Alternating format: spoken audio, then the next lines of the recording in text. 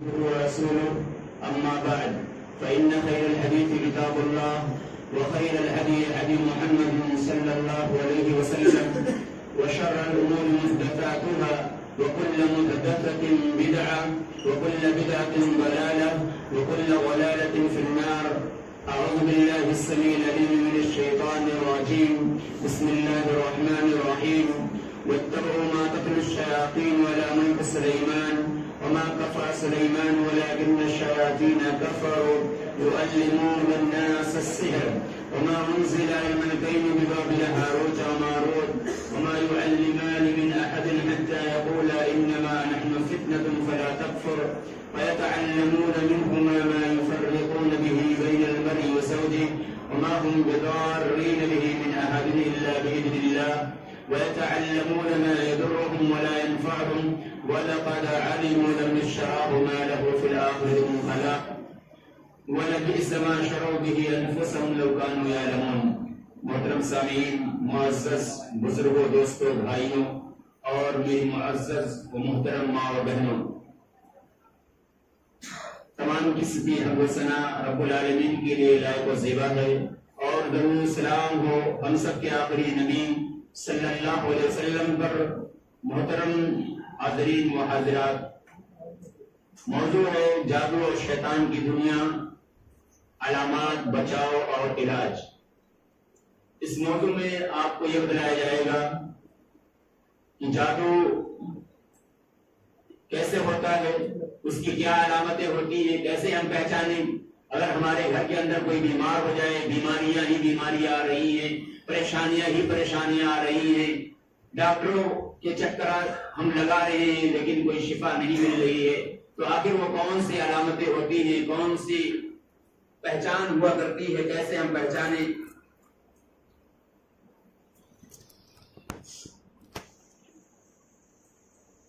آخر ہم کیسے پہچانیں کہ وہ پرابلم جادو کے ہیں یا ڈاکٹر کے پاس ہمیں جانے کی ضرورت ہے، اور کیسے کیسے اس کے لیے شرعی علاج کا طریقہ کیا ہے، قرآن و سنت کے مطابق ہم علاج کیسے کریں. انشاءاللہ اس کی بابت رہنمائی کی جائے گی. میں نے آپ کے سامنے سورہ بقرہ کی آیت نمبر 102 پڑھی ہے. اس آیت کا نام جادو بھی ہے. اس آیت کے اندر رب العالمین نے جادو کو کیسے نازل کیا اس کا تذکرہ کیا ہے. اللہ رب العالمین نے فرمایا وَاتَّبَعُوا مَا تَتْلُو الشَّيَاطِينُ. یاد کرو اس وقت کو جس وقت یہودی لوگ پیچھے پڑ گئے ان لوگوں کے سامنے، ان لوگوں کے پیچھے ما تتلو الشیاطین، جو شیاطین تلاوت کرتے ہیں، جو شیطان پڑھتے ہیں.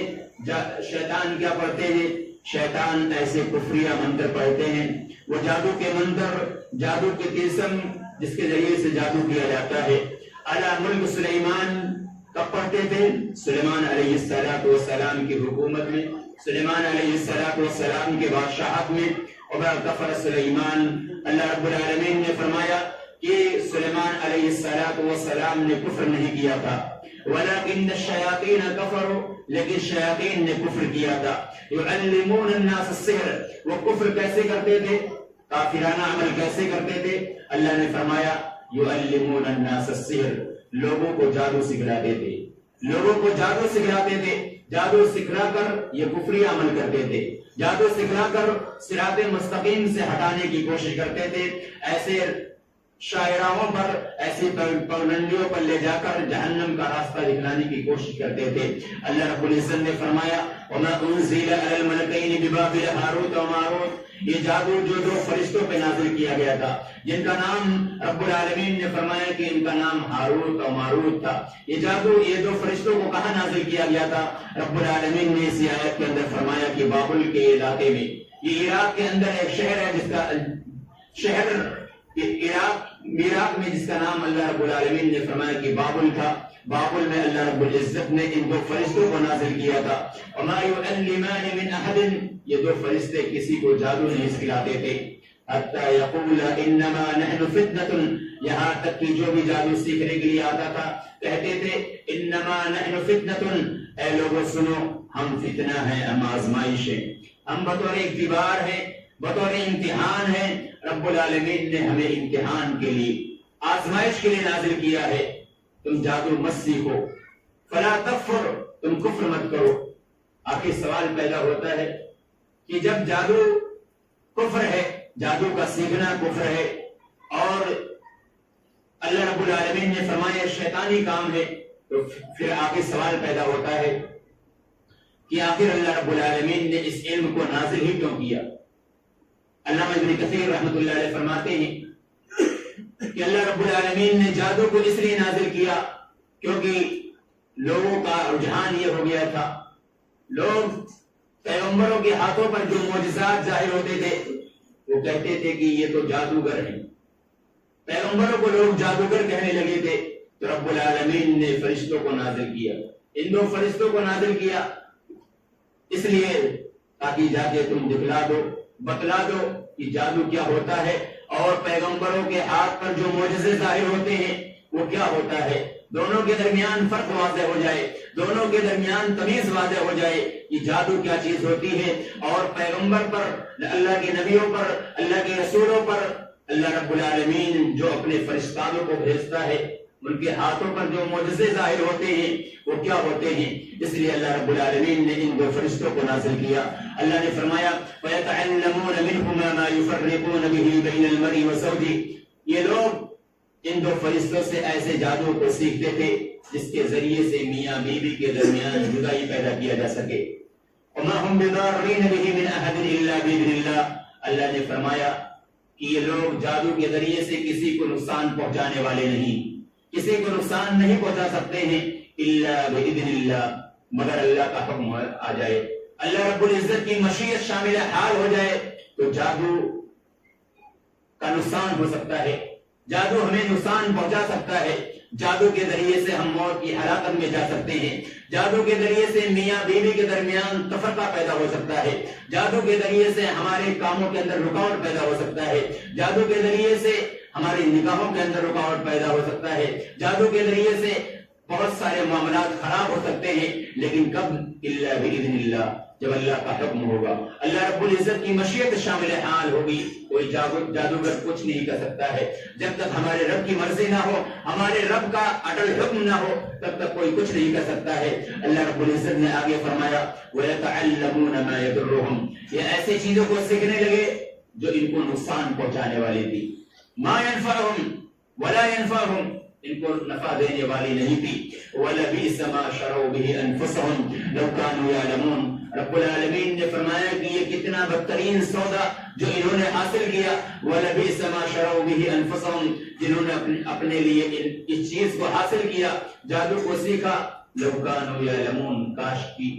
اس چیز کو، اس حقیقت کو یہ لوگ جان لیتے۔ میرے پیارے بھائیوں، اس آیت کو جادو کی آیت کہا جاتا ہے، اور یہ آیت جادو کی جتنی بھی قسمیں ہوں، جتنی بھی بیماریاں ہوں، ان میں سب سے اہم کردار ادا کرتی ہے۔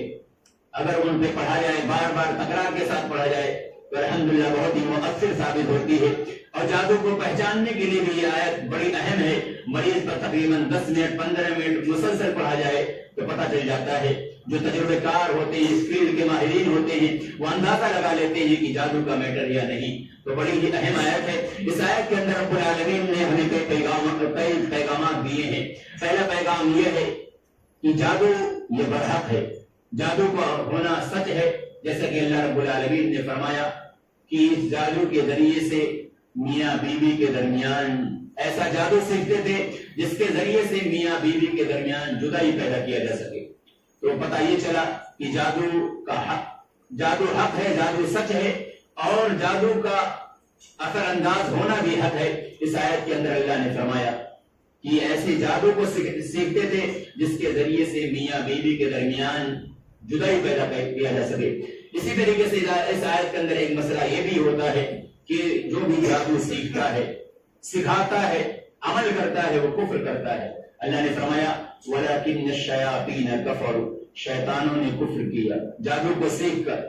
تو جو بھی جادو سیکھتا ہے، سکھاتا ہے، عمل کرتا ہے، وہ شیطانی عمل کرتا ہے، شیطانی کام کرتا ہے۔ اسی طریقے سے اللہ رب العزت نے فرمایا کہ ایک مسئلہ یہ بھی معلوم ہوتا ہے، جادو اسی وقت اثر انداز ہوتا ہے جب اللہ رب العزت کی مشیت شامل حال ہوتی ہے۔ اسی طریقے سے اللہ نے فرمایا جو بھی جادو سیکھے گا آخرت کے دن اس کا کوئی نصیبہ نہیں ہوگا، آخرت کے دن اس کا ٹھکانہ جنت نہیں ہوگا بلکہ جہنم ہوگا۔ اللہ نے فرمایا کتنا وَلَبِئْسَ مَا شَرَوْا بِهِ أَنفُسَهُمْ، کتنی بدترین چیز وہ حاصل کر رہے تھے، کتنا بدترین وہ سودا حاصل کر رہے تھے، لَوْ كَانُوا يَعْلَمُونَ، کاش کے لوگ جان لیتے۔ تو معلوم یہ ہوا کہ یہ جادو کا سیکھنا سکھانا یہ کفری عمل ہے، شیطانی کام ہے، ضلالت والے راستوں پہ جانا ہے، لہذا ہمیں اس سے بچنے کی کوشش کرنی چاہیے۔ اسی طریقے سے اب ایک سوال یہ بھی پیدا ہوتا ہے، کیا جادو کے ذریعے سے ہماری موت واقع ہو سکتی ہے؟ تو اس سلسلے میں پیارے نبی صلی اللہ علیہ وسلم کی حدیث ہے، اللہ کے نبی صلی اللہ علیہ وسلم فرماتے ہیں، صحیح بخاری شریف کی روایت ہے، 6857 نمبر کی حدیث ہے، پیارے نبی صلی اللہ علیہ وسلم فرماتے ہیں، اجتنبوا السبع الموبقات، اے لوگوں 7 ہلاک کرنے والی چیزوں سے بچو۔ قالوا یا رسول اللہ صلی اللہ علیہ وسلم، پیارے نبی صلی اللہ علیہ وسلم کے صحابہ نے کہا، اے اللہ کے نبی صلی اللہ علیہ وسلم وہ کون سی چیزیں ہیں جو ہلاک کرنے والی چیزیں ہیں؟ وما ہن، وہ کیا ہیں؟ آپ صلی اللہ علیہ وسلم نے فرمایا الشرک باللہ،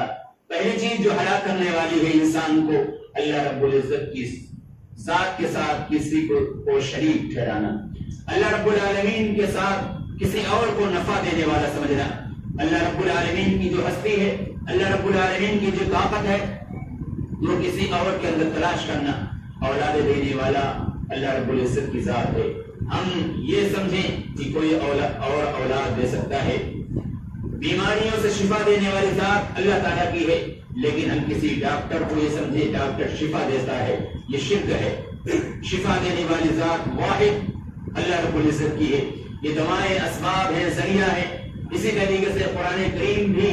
ایک سبب، ایک ذریعہ ہے، شفا دینے والی ذات، تاثیر پیدا کرنے والی ذات اللہ رب العزت کی ہے۔ تو اللہ کے پیارے نبی صلی اللہ علیہ وسلم نے فرمایا سب سے پہلی چیز جو ہلاک کرنے والی اللہ رب العزت کی ذات کے ساتھ، اللہ رب العزت کی صفات کے ساتھ، اللہ رب العالمین کی جو خوبیاں ہیں کسی اور میں تلاش کیا جائے، اللہ کے ساتھ شرک کیا جائے، یہ ہلاک کرنے والی چیز ہے۔ اور دوسری چیز اللہ کے پیارے نبی صلی اللہ علیہ وسلم فرماتے ہیں وہ سحر، دوسری چیز جو ہلاک کرنے والی ہے وہ جادو ہے۔ تو معلوم یہ ہوا کہ جادو کے ذریعے سے بھی انسان موت کے گھاٹ اتر سکتا ہے۔ چنانچہ تاریخ کے اندر ایک واقعہ ہوتا ہے، ام المؤمنین حفصہ رضی اللہ تعالی عنہا کی ایک بہن تھی، جادو کے ذریعے سے ان کا انتقال ہو جاتا ہے، کسی نے جادو کر دیا اور جادو کے ذریعے سے اسی بیماری کی وجہ سے، جادو کی بیماری کی وجہ سے ان کی وفات ہو جاتی ہے۔ اور جب معلوم ہوتا ہے کہ فلاں نے جادو کروایا ہے تو اسلامی طور پر سزا یہ ہے کہ کوئی کسی کو اگر کسی چیز کے ذریعے سے قتل کرتا ہے تو اس کی سزا یہ ہے کہ اس کو قتل کر دیا جائے، قصاصاً قتل کر دیا جائے، یا اگر اس کے ورثہ گھر والے دیت لیتے ہیں، خون بہا لیتے ہیں، جرمانہ جس کو کہا جاتا ہے، اگر راضی ہو جاتے ہیں اس کو لینے پر تو اس کو چھوڑ دیا جائے گا۔ لیکن چنانچہ انہوں نے قبول نہیں کیا اور جادو کے ذریعے سے ان کی بہن کا انتقال ہو گیا تھا، پھر جس نے جادو کروایا تھا اس کو قصاصاً قتل کر دیا گیا۔ تو اس سے معلوم ہوتا ہے کہ جادو کے ذریعے سے انسان قتل ہو سکتا ہے۔ اب آتے ہیں دیکھتے ہیں کہ جادو کتنے طرح کا ہوتا ہے۔ تو جادو کی بنیادی طور پر 2 طرح کے جادو ہوتے ہیں، ایک حقیقی جادو جس کا براہ راست انسان پر اس کا اثر ہوتا ہے، اور دوسرا تخیلی جادو۔ اس کی دلیل کیا ہے؟ چنانچہ اس کی دلیل پیارے نبی صلی اللہ علیہ وسلم کی ایک حدیث جس کے راویہ اما عائشہ صدیقہ رضی اللہ تعالیٰ عنہا ہے، فرماتی ہیں سحر رسول اللہ صلی اللہ علیہ وسلم یہودی من بنی زریق، کہ بنی زریق کے یہودیوں میں سے ایک یہودی نے پیارے نبی صلی اللہ علیہ وسلم پر جادو کر دیا تھا۔ یقال له لبید بن العاصم، اس کو لبید بن العاصم کہا جاتا تھا۔ قالت عائشہ رضی اللہ تعالیٰ عنہ فرماتی ہیں حتی کان رسول اللہ صلی اللہ علیہ وسلم یخیر الیہ انہ یفعل الشیء وما یفعلہ، اس جادو کے اثر کی وجہ سے، اس جادو کے اثر انداز ہونے کی وجہ سے ایسا محسوس ہوتا تھا کہ اللہ کے نبی صلی اللہ علیہ وسلم کوئی کام کر چکے ہیں، وما یفعلہ الشیء،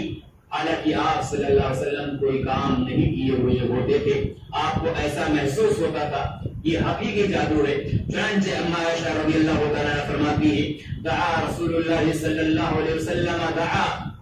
اللہ کے پیارے نبی صلی اللہ علیہ وسلم نے ایک رات اللہ تعالیٰ سے دعا کی، ثم دعا پھر دعا کی ثم دعا پھر دعا کی یہاں تک کہ آپ صلی اللہ علیہ وسلم دعا کرتے رہے. اللہ کے پیارے نبی صلی اللہ علیہ وسلم کی بیوی فرماتی ہے پھر آپ صلی اللہ علیہ وسلم نے فرمایا یا عائشہ اشعرتی ان اللہ افتانی فی مستفتیت فی، اے عائشہ کیا تمہیں معلوم ہے جس چیز کی بابت میں اللہ رب العزت سے سوال کر رہا تھا، اللہ رب العزت سے مانگ رہا تھا، اللہ رب العزت نے مجھے اس بیماری کے سلسلے میں بتلا دی ہے، جادو کی حقیقت کے سلسلے میں مجھے بتلا دیا ہے کہ وہ جادو کی چیز میں کی گئی ہے، جادو کہاں رکھا گیا ہے، جادو کہاں دفن کیا گیا ہے، ساری حقیقتوں کے بارے میں میرے رب نے مجھے آگاہ کر دیا ہے. تو اس کے اندر اس حدیث کے اندر ایک نقطہ یہ بھی ملتا ہے کہ اگر جادو کی بیماریاں ہو جائیں تو ہمیں سب سے زیادہ رب العزت سے تعلق بنانے کی ضرورت ہے، ہمیں تعلق کو جوڑنے کی ضرورت ہے، ہمیں اپنے رب سے قریب ہونے کی ضرورت ہے. اس حدیث کے اندر اللہ کے نبی صلی اللہ علیہ وسلم کی بیوی فرماتی ہے دعا رسول اللہ صلی اللہ علیہ وسلم ثم دعا کہ اللہ کے نبی صلی اللہ علیہ وسلم دعا کرتے رہے یہاں تک کہ اللہ کے نبی صلی اللہ علیہ وسلم فرماتے ہیں فقعد احدهما عند راسي، دو فرشتے آئے ان میں سے ایک میرے سر کے پاس بیٹھ گیا، ایک میرے پیدانے کے پاس بیٹھ گیا، پیر کے پاس بیٹھ گیا. ایک نے سوال کیا محمد صلی اللہ علیہ وسلم کو کیا ہو گیا ہے، دوسرے نے جواب دیا مکبوب ای مسحور، یعنی جادو کر دیا گیا ہے. دوسرے نے سوال کیا وما تبہ، جادو کی چیز میں کیا گیا ہے، کہا مشکن و مشاقتن، یہ جادو آپ صلی اللہ علیہ وسلم جو کنگھی کرتے ہیں کنگھی کے دندانوں میں کیا گیا ہے، اور جو بال ٹوٹ کے اس میں رہ جاتے ہیں اس کے اندر کیا گیا ہے. دوسرے نے سوال کیا وہ آئینہ ہوا، وہ جادو کہاں ہے، دوسرے نے جواب دیا وہ جادو بیر درمان کنویں میں دفن کر دیا گیا ہے. چنانچہ اللہ کے نبی صلی اللہ علیہ وسلم نے اپنے صحابہ کو بھیجا اور صحابہ کے ذریعے سے اس کو نکلوایا، اور حضرت جبریل علیہ السلام کو رب العالمین نے نازل کیا. اللہ کے نبی صلی اللہ علیہ وسلم کے پاس حضرت جبریل علیہ السلام نازل ہوتے ہیں، کہتے ہیں محمد صلی اللہ علیہ وسلم آپ کو تکلیف ہے. پھر حضرت جبریل علیہ السلام پیارے نبی صلی اللہ علیہ وسلم پر رقیہ کرتے ہیں، یعنی دم کرتے ہیں، علاج کرتے ہیں. صحیح بخاری کی روایت ہے اس دعا کے ذریعے سے دم کرتے ہیں بسم اللہ ارقی، اے اللہ کے نبی میں آپ کو رقیہ کرتا ہوں، آپ کا علاج کرتا ہوں، آپ کو دم کرتا ہوں اللہ کے نام کے ذریعے سے. بسم اللہ ارقی من کل شیء یؤذیک، ہر اس چیز سے جو آپ کو تکلیف پہنچا رہی ہے. من شر کل نفس او عین حاسد، ہر ایسے نفس کے شر سے، ہر آگ لگانے والی، ہر حاسد سے جو آگ لگانے والی ہو. من شر کل نفس او عین حاسد، یا ایسی آگ جو حسد کرنے والی ہو. اللہ یشفیک، اللہ رب العزت آپ کو شفا عطا فرمائے. بسم اللہ ارقیک، میں آپ کو دم کرتا ہوں اللہ کے نام کے ذریعے سے. چنانچہ اللہ کے نبی صلی اللہ علیہ وسلم کو حضرت جبریل علیہ السلام نے اس دعا کے ذریعے سے دم کیا اور کہا اے اللہ کے نبی صلی اللہ علیہ وسلم آپ سورہ فلق اور سورہ ناس کو پڑھیے، آپ کا جادو ختم ہو جائے گا. چنانچہ پیارے نبی صلی اللہ علیہ وسلم قل اعوذ برب الفلق اور قل اعوذ برب الناس کی ایک ایک آیتوں کو پڑھتے گئے، اور جادو کی جو بھی گرہیں لگائی گئی تھی، 11 گرہیں لگائی گئی تھی، ایک ایک گرہیں کھلتی چلی گئی اور اللہ کے نبی صلی اللہ علیہ وسلم شفایاب ہو گئے. تو یہ حقیقی جادو ہے کہ اللہ کے نبی صلی اللہ علیہ وسلم کو تکلیف محسوس ہو رہی تھی براہ راست. اسی طریقے سے ایک جادو کیا جاتا ہے جو تخیلی جادو ہوتا ہے، حقیقی نہیں ہوتا ہے بلکہ انسان کو خیال ہوتا ہے، انسان کو وہم ہوتا ہے. اس کی دلیل اللہ رب العالمین نے حضرت موسیٰ علیہ السلام اور فرعون کی جادوگروں کی قصے میں بیان کیا ہے. اللہ نے فرمایا فَإِذَا حِبَالُهُمْ وَعِصِيُّهُمْ يُخَيِّلُ إِلَيْهِ مِنْ سِحْرِهِمْ أَنَّهَا تَسْعَىٰ، کہ جب جادوگروں نے اپنی رسیاں، اپنی لاٹھیاں زمین پر ڈال دی تو وہ دوڑنے لگی. حضرت موسیٰ علیہ السلام کو خیال ہونے لگا، وہم ہونے لگا کہ یہ دوڑ رہی ہیں. اللہ نے فرمایا پھر جب یہ بھاگنے لگے تو اللہ رب العالمین نے فرمایا کہ اِنَّكَ أَنْتَ الْأَعْلَىٰ، اے موسیٰ علیہ السلام آپ ہی بلند ہونے والے ہیں، آپ ہی کو غلبہ نصیب ہونے والا ہے، کیونکہ آپ کے ساتھ حق ہے اور جادو باطل ہے. چنانچہ اللہ رب العالمین نے فرمایا سحروا اعین الناس، کہ یہ جادوگر جو انہوں نے جادو کیا ہے ان لوگوں نے آنکھوں پر جادو کر دیا تھا. تو یہ جادو کی ایک دوسری پرکار کی جادو ہے کہ جادو تخیلی ہوتا ہے، یعنی وہم و گمان میں ہوتا ہے۔ جادو کو عربی زبان میں سحر کہا جاتا ہے۔ سحر کے معنی ہوتے ہیں پوشیدہ چیز، پوشیدہ چیز یعنی خفیہ چیز۔ پوشیدہ کس اعتبار سے؟ پوشیدہ اس اعتبار سے کہ ایک جادوگر جو انسان ہوتا ہے وہ سارا عمل، سارا کام راتوں میں کرتا ہے۔ اس کا ایگریمنٹ، اس کے معاہدے، جو کچھ بھی شیطان سے ہوتا ہے وہ بھی رات کے عالم میں ہوتا ہے۔ کب ہوتا ہے، کیسے ہوتا ہے، کسی کو نہیں معلوم ہوتا ہے، رات کی تاریکی میں ہوتا ہے۔ اور بعض جادوگر ایسا بھی کرتے ہیں کہ قبرستان میں جا کے بیٹھ جاتے ہیں، وہاں شیطان کو، جنات کو خوش کرنے کے لیے جادوگر بننے کی کوشش کرتے ہیں۔ بعض جادوگروں کا معاملہ یہ ہوتا ہے کہ وہ قرآن کریم کو اپنے پیروں کے اندر باندھ کر ٹوائلٹ میں، باتھ روم میں جاتے ہیں۔ بعض جادوگر انسانوں کا معاملہ یہ ہوتا ہے کہ غلاظت کے ذریعے سے، گندگی کے ذریعے سے قرآن کریم کو لکھتے ہیں۔ بعض جادوگروں کا معاملہ یہ ہوتا ہے کہ قرآن کریم کی صورتوں کو الٹا لکھتے ہیں۔ بعض جادوگروں کا معاملہ یہ ہوتا ہے کہ قرآن کریم کی اعداد نکالتے ہیں، گنتیاں نکالتے ہیں۔ اسی طریقے سے بعض جادوگروں کا معاملہ یہ ہوتا ہے کہ قرآن کریم کو ناپاک چھوتے ہیں، ناپاک پڑھتے ہیں۔ بہت سارے کام جو بھی یہ کرتے ہیں یہ خفیہ ہوتا ہے، پوشیدہ ہوتا ہے، عوام سے چھپ کر یہ کرتے ہیں۔ اس لیے بھی اس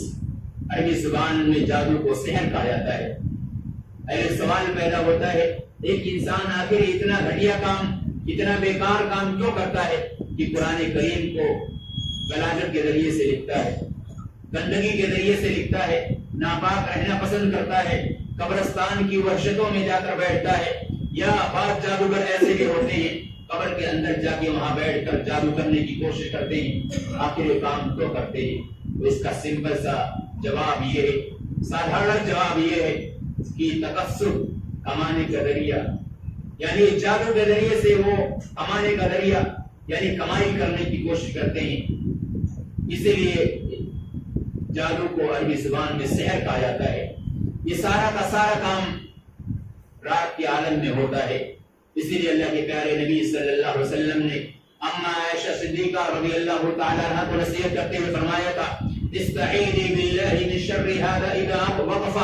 اے عائشہ، جب رات کی تاریکی چھا جائے، جب رات ہونے لگے، سورج ڈوبنے لگے، تو رب العزت کی پناہ طلب کرو۔ رات کی تاریکی کے شر سے اللہ رب العزت کی حفاظت طلب کیا کرو۔ چنانچہ یہی نصیحت اللہ کے پیارے نبی صلی اللہ علیہ وسلم کو رب العالمین نے سورہ فلق کے اندر نازل کرتے ہوئے فرمایا، قل اعوذ برب الفلق۔ اے نبی کہیے، میں اپنے رب کی پناہ چاہتا ہوں، میں اپنے رب کی حفاظت چاہتا ہوں، من شر ما خلق، جو اللہ رب العزت نے شر پیدا کیا ہے، جو بھی اللہ نے پیدا کیا ہے تمام شر سے میں اللہ رب العزت کی پناہ چاہتا ہوں، اللہ کی حفاظت چاہتا ہوں۔ من شر غاسق اذا وقب، ہر اس شر سے میں اللہ کی پناہ چاہتا ہوں۔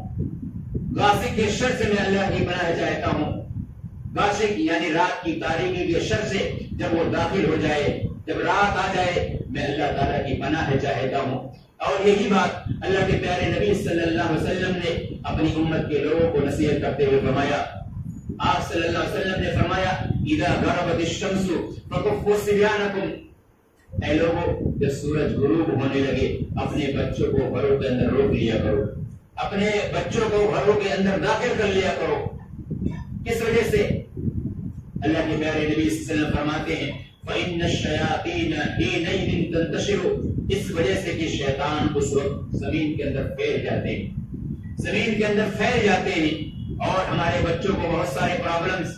ہمارے بچوں کو بہت ساری بیماریاں، ہمارے بچوں کے بہت سارے امراض اسی وقت لاحق ہوتے ہیں، اسی وقت لگتے ہیں۔ ہمارے بچوں کا راتوں میں رونا اسی وجہ سے ہوتا ہے،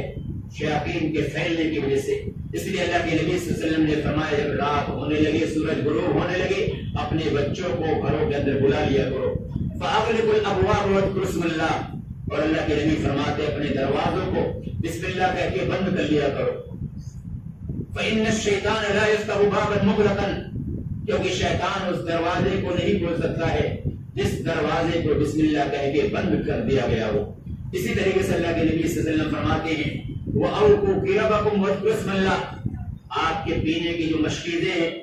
اس کے منہ کو باندھ دیا کرو بسم اللہ پڑھ کر، کیونکہ جس مشکیزے کو بسم اللہ کہہ کے باندھ دیا گیا ہو، بسم اللہ کہہ کے ڈھانپ دیا گیا ہو، شیطان اس کے اندر کوئی عمل نہیں کر سکتا ہے، شیطان اس پانی کے اندر کوئی بھی گندگی نہیں کر سکتا ہے۔ اسی طریقے سے اللہ کے پیارے نبی صلی اللہ علیہ وسلم فرماتے ہیں وَخَمِّرُوا آنِيَتَكُمْ وَاذْكُرُوا اسْمَ اللَّهِ، اپنے برتنوں کو بھی بسم اللہ پڑھ کر بند کر دیا کرو، ڈھانپ دیا کرو، کیونکہ جس برتن کو بسم اللہ کہہ کے ڈھانپ دیا گیا ہو اس برتن کے اندر شیطان کوئی بھی عمل نہیں کر سکتا ہے۔ تو معلوم یہ ہوا کہ ہمیں سحر کے عمل سے ہمیں پناہ مانگتے رہنا چاہیے۔ سحر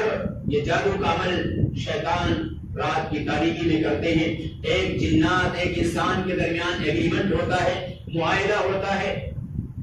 اور یہ سارا کا سارا عمل رات کی تاریکی میں ہوتا ہے۔ اس لیے اللہ کے نبی صلی اللہ علیہ وسلم کو تلقین کی گئی اور آپ صلی اللہ علیہ وسلم نے خود فرمایا کہ رات کی تاریکی کے شر سے اللہ کی حفاظت طلب کیا کرو۔ اس لیے آپ صلی اللہ علیہ وسلم نے اپنی امت کے لوگوں کو جب شام ہوتی تھی تو آپ صلی اللہ علیہ وسلم نے کچھ دعائیں سکھلائی ہیں کہ ان دعاؤں کا ہم اہتمام کریں اور رات کی تمام تاریکی کے شر سے ہم اللہ تعالیٰ کی حفاظت میں رہے۔ اب آپ اس سوال پیدا ہوتا ہے کہ یہ شیاطین ایک انسان کا ساتھ کیوں دیتے ہیں؟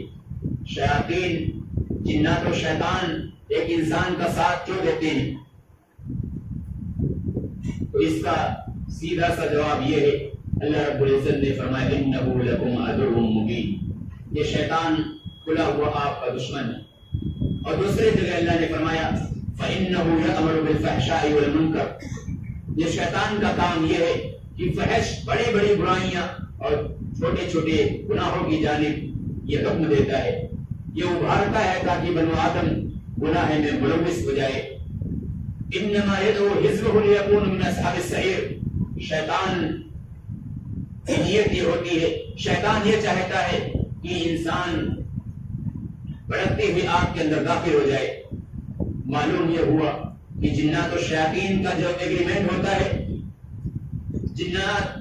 شیاطین کا جو ایگریمنٹ انسان سے ہوتا ہے اس لیے کہ انسان کو گمراہ کرنے کے لیے، ایک جادوگر جو معاہدہ کرتا ہے وہ کمائی کرنے کے لیے، اور جنات و شیاطین ایگریمنٹ جو کرتے ہیں وہ بنو آدم کو گمراہ کرنے کے لیے، صراط مستقیم سے بھٹکانے کے لیے، ضلالت کے راستے پہ لے جانے کے لیے جنات و شیاطین یہ وار کرتے ہیں۔ تو لہذا ہمیں اللہ رب العزت کی پناہ طلب کرتے رہنا چاہیے۔ اب آخر یہ مسئلہ واضح ہونے کے بعد اب ہم یہ دیکھتے ہیں مختصراً کہ آخر وہ کون کون سی علامتیں ہیں، کون کون سے پہچان ہے جس کے ذریعے سے ہم پہچان سکیں کہ اگر ہماری زندگی کے اندر کچھ چیزیں رونما ہو تو ہم کیسے پہچان سکیں کہ یہ جادو کی بیماریاں ہیں، یہ آسیب کی بیماریاں ہیں، یہ ڈاکٹری بیماریاں ہیں۔ بہت سارے ہمارے بھائی ایسے ہوتے ہیں کہ ڈاکٹروں کے پاس جا جا کے اپنے پیسے کو برباد کرتے رہتے ہیں لیکن شفا نہیں ملتی ہے، ڈاکٹری رپورٹ میں کچھ بھی نہیں نکلتا ہے، پیسے پہ پیسے برباد کرتے رہتے ہیں، لیکن ان کا علاج رب کا قرآن میں ہوتا ہے، رب کے قرآن میں ہوتا ہے جو کتاب الہی اللہ رب العزت نے نازل کی ہے، محتم بالشان کتاب ہے، جہاں اللہ نے فرمایا یا ایھا الناس قد جاءتکم موعظۃ من ربکم، اے پوری دنیا کے لوگوں، کسی بھی دھرم کسی بھی مذہب سے تعلق رکھنے والے ہو، سارے لوگوں کو رب العالمین نے اس آیت کے اندر مخاطب کرتے ہوئے فرمایا قد جاءتکم موعظۃ من ربکم، تمہارے رب کی جانب سے ایک موعظت ایک نصیحت نازل ہو چکی ہے، وشفاء لما فی الصدور، تمہارے دل کی تمام بیماریوں کی دوا ہے یہ، چاہے وہ دل کی بیماری کیسی بھی ہو، چاہے روحانی ہو جسمانی ہو، ہمارے دلوں کے اندر کسی کے تئیں حسد پیدا ہونے والی بیماریاں ہوں، گناہوں کی جانب ہمارا دل مائل ہو رہا ہو، تمام طرح کی بیماریوں کے لیے اللہ رب العزت نے اس کتاب الہی کو نازل کیا ہے۔ میرے پیارے بھائیوں، ہمیں قرآن مجید سے جڑنے کی ضرورت ہے، قرآن مجید پر عمل پیرا ہونے کی ضرورت ہے۔ تو آئیے میں آپ کے سامنے سب سے پہلے ان علامتوں کو بیان کرنے کی کوشش کر رہا ہوں جو نیند کی حالت میں نمودار ہوتے ہیں، نیند کی حالت میں ظاہر ہوتے ہیں، یعنی جو ہم سوتے ہیں تو ہمیں سپنے کی حالت میں، خوابوں کی حالت میں یہ علامتیں ظاہر ہوتے ہیں، تو ہم ان کو پہچاننے کی کوشش کریں کہ جو خواب آ رہے ہیں، جو سپنے آ رہے ہیں، وہ جادو یا آسیب کی طرف ہمیں لے جا رہے ہیں. یعنی ہم یا تو جادو کی بیماری میں ملوث ہیں یا آسیب کی بیماری میں ہیں. اور جو علامتیں میں بیان کرنے والا ہوں یہ تمام علامتیں اس شخص کے اندر سمجھی جائیں گی جن کو کنٹینیو یہ خواب آ رہے ہوں, لگاتار وہ خواب دیکھ رہے ہوں, اور اس کے ساتھ ساتھ پرابلمس وغیرہ جو بھی موجود ہو ہم ان کو سمجھنے کی کوشش کریں. اسی طریقے سے نمبر 1 پہلی علامت یہ ہے کہ جادو یا آسیب ہونے کی کہ کوئی شخص جب سوئے تو بلا کسی سبب کے اسے نیند نہ آئے. کوئی سبب نہیں, کوئی وجہ نہیں, لیکن نیند نہیں آ رہی ہے. اس سے پوچھا جائے آپ کو نیند کیوں نہیں آ رہی ہے, وہ خود نہ بتا پائے مجھے کیوں نہیں نیند آ رہی ہے. کوئی ٹینشن نہیں, کوئی غم نہیں, کوئی بیماری نہیں, لیکن پھر بھی نیند نہیں آ رہی ہے. یا اسی طریقے سے بعض مریضوں کا معاملہ ایسا ہوتا ہے کہ بالکل پوری رات نیند ہی نہیں آتی ہے, مسلسل انہیں نیند ہی نہیں آتی ہے, نہ رات کو نیند آتی ہے نہ دن کو نیند آتی ہے, کئی مہینے سوتے ہی نہیں ہیں. نمبر 2 اسی طریقے سے بھیانک خواب آنا, ڈراؤنے خواب آنا. نمبر 3 خواب کے اندر نیند کی حالت میں جانور دیکھنا, جیسے بلی, سانپ, چھپکلی, شیر, ہاتھی, بندر, خنزیر, کتا وغیرہ یہ دیکھنا. اسی طریقے سے نیند کی حالت میں رونا, چیخنا, چلانا, ہنسنا, دانتوں کا ٹکرانا, آہیں بھرنا, لمبی سانسیں لینا, یا نیند کی حالت میں یہ دیکھنا میں بہت اونچائی سے گر رہا ہوں. یا اسی طریقے سے نیند کی حالت میں قبرستان اور مردوں کا مسلسل دیکھنا. یا اسی طریقے سے نیند کی حالت میں گندگی, پیشاب و پاخانہ, ٹوائلٹ و باتھ روم دیکھنا. نیند کی حالت میں کچا گوشت دیکھنا. نیند کی حالت میں عجیب و غریب چہرے انجان لوگوں کو دیکھنا. نیند کی حالت میں یہ دیکھنا میں ہوا میں مسلسل اڑتا ہی جا رہا ہوں. یا اسی طریقے سے نیند کی حالت میں یہ دیکھنا کہ سمندر ہے اور پورا پانی ہی پانی نظر آ رہا ہے. اور اسی طریقے سے نیند کی حالت میں دیکھنا کہ کوئی میرے پیچھے لگا ہوا ہے, میرا پیچھا کر رہا ہے. یا اسی طریقے سے نیند کی حالت میں بند گلیاں, بند سڑکیں, ویران جگہیں اور کھنڈرات وغیرہ دیکھنا. نیند کی حالت میں یہ دیکھنا کہ خواب میں مجھے کوئی چیز کھلائی جا رہی ہے, اور اٹھنے کے بعد اس کا ذائقہ اپنے منہ کے اندر محسوس کرنا, یہ بھی ایک علامت ہے. اسی طریقے سے بعض مذاہب کے گرجا گھروں, بعض مذاہب کی چیزوں کو مسلسل دیکھنا, جیسے مندر ہے یا اس طریقے سے چرچ وغیرہ کا دیکھنا. یا نیند کی حالت میں ننگے جسم برہنہ مناظر دیکھنا, مسلسل یہی خواب آئے, جب بھی انسان سوئے یہی خواب دیکھتا رہے. اسی طریقے سے نیند کی حالت میں اپنے ساتھ کسی کو گندے کام کرتے ہوئے دیکھنا. نیند کی حالت میں آدمی یا عورت اپنے کسی دوسرے وجود کا محسوس کرے, یا ایسا لگے کوئی اس کے ساتھ سو رہا ہے, اس کے سانس لینے کی آواز اسے محسوس ہو رہی ہے. اسی طریقے سے نیند کی حالت میں یہ دیکھنا کہ اس کے پیچھے کوئی پڑا ہوا ہے جو اس کی عزت کے داؤں پہ لگا ہوا ہے. اسی طریقے سے نیند کی حالت میں یہ دیکھنا کہ وہ حاملہ ہے, دودھ پلا رہی ہے. نیند کی حالت میں انجان لوگوں کے ساتھ اس کی شادی ہو رہی ہے. یہ تمام علامتیں جو ہم نے بیان کی ہیں یہ جادو اور آسیب دونوں کی ہے. مگر ایک بات ذہن نشین رہے, مذکورہ علامتیں جو بھی بیان کی گئی ہیں یہ کسی کے ساتھ جب مسلسل ہو, کنٹینیو نظر آ رہا ہو تب سمجھا جائے. ایسا نہیں کہ ہم ایک مرتبہ ہم نے مردوں کو دیکھ لیا, ایک مرتبہ ہم خواب کے اندر سانپ دیکھ لیے, شیر دیکھ لیے, یا اسی طریقے سے ایک رات ہمیں نیند نہیں آئی تو ہم وہم و گمان کے شکار ہو جائے. اپنے دلوں کے اندر شکوک و شبہات پیدا کرنے کی ہمیں جادو یا آسیب کی بیماری ہے. ایسا ہرگز نہیں. مسلسل کنٹینیو اگر کسی انسان کے ساتھ ہو تو پھر یہ چیزیں ہو سکتی ہے. اسی طریقے سے بعض ایسی چیزیں ہیں جو جاگنے کی حالت میں کچھ علامتیں ہوا کرتی ہیں,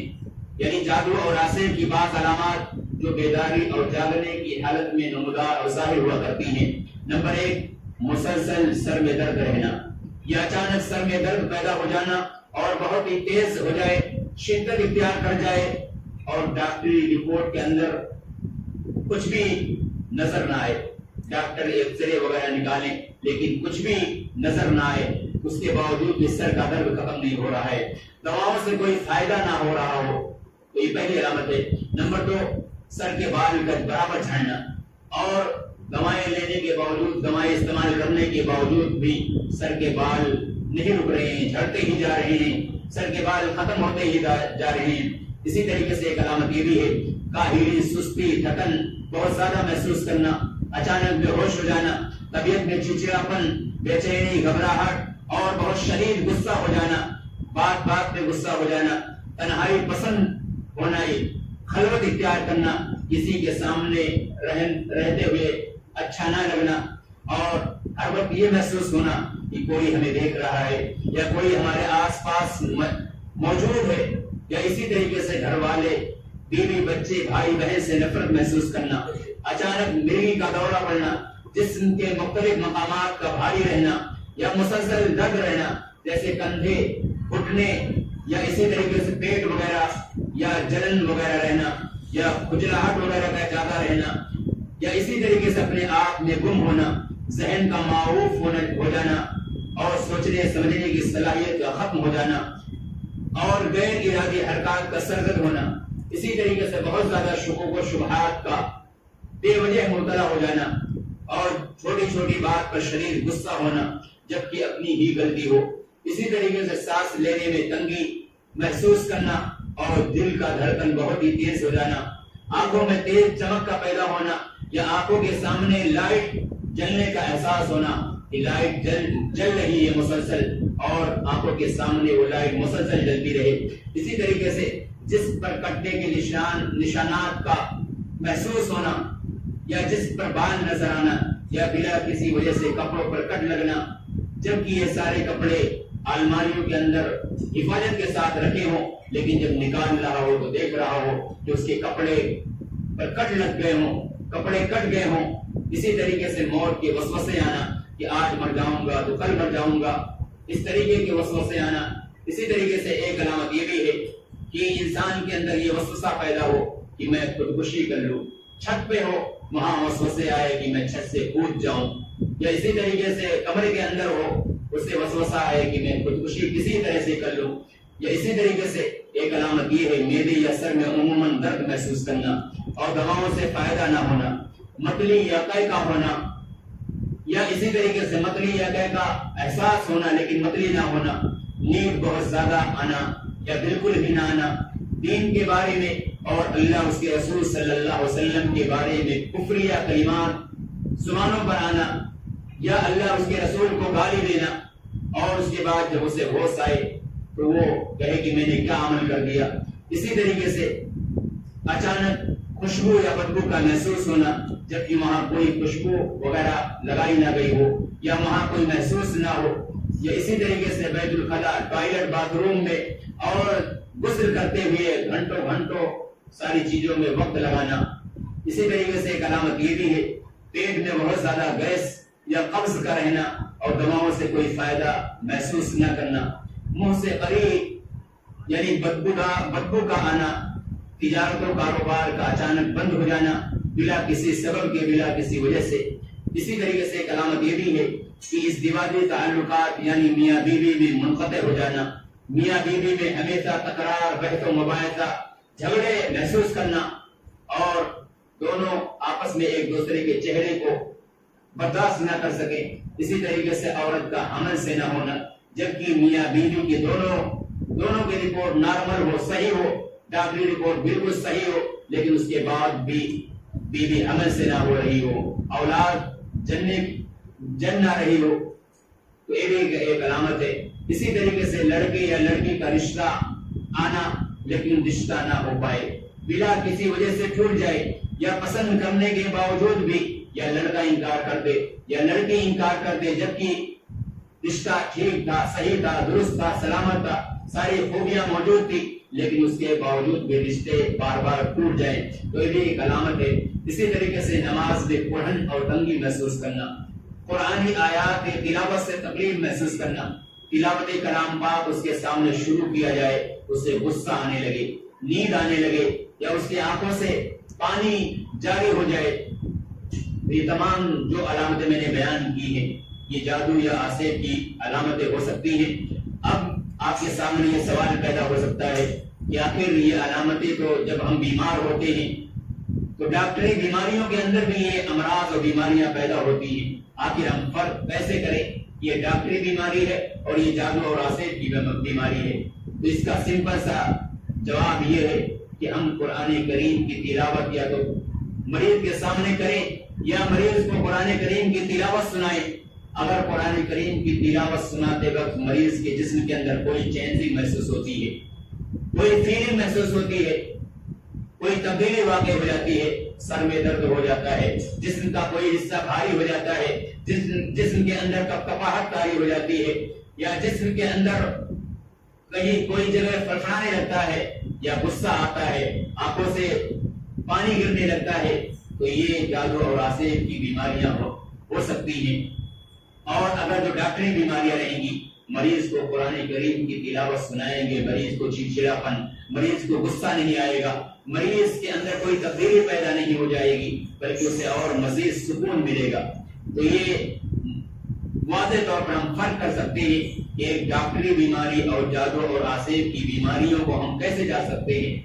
ایک میں صورت آپ کے سامنے بیان کر دیتا ہوں، اس صورت کو اگر مریض کو سنا دیا جائے تو الحمدللہ 90%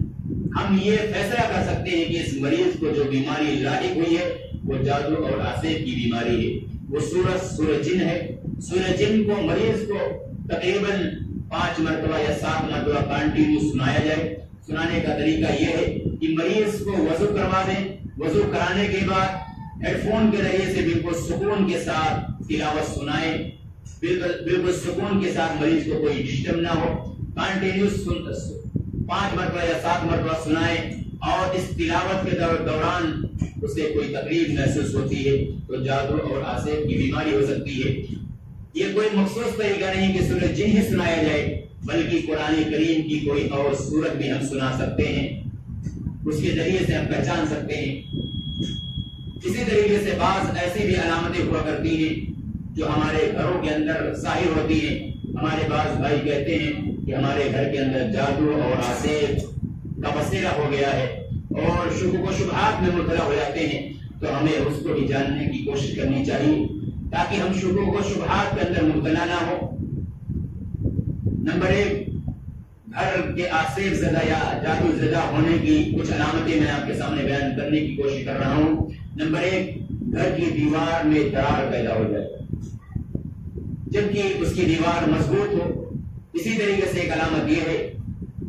زمین میں دراڑ پڑ جانا بلا کسی سبب کے، بلا کسی وجہ کے۔ نمبر 3، گھر کے فرش اونچ نیچ ہو جائے۔ نمبر 4،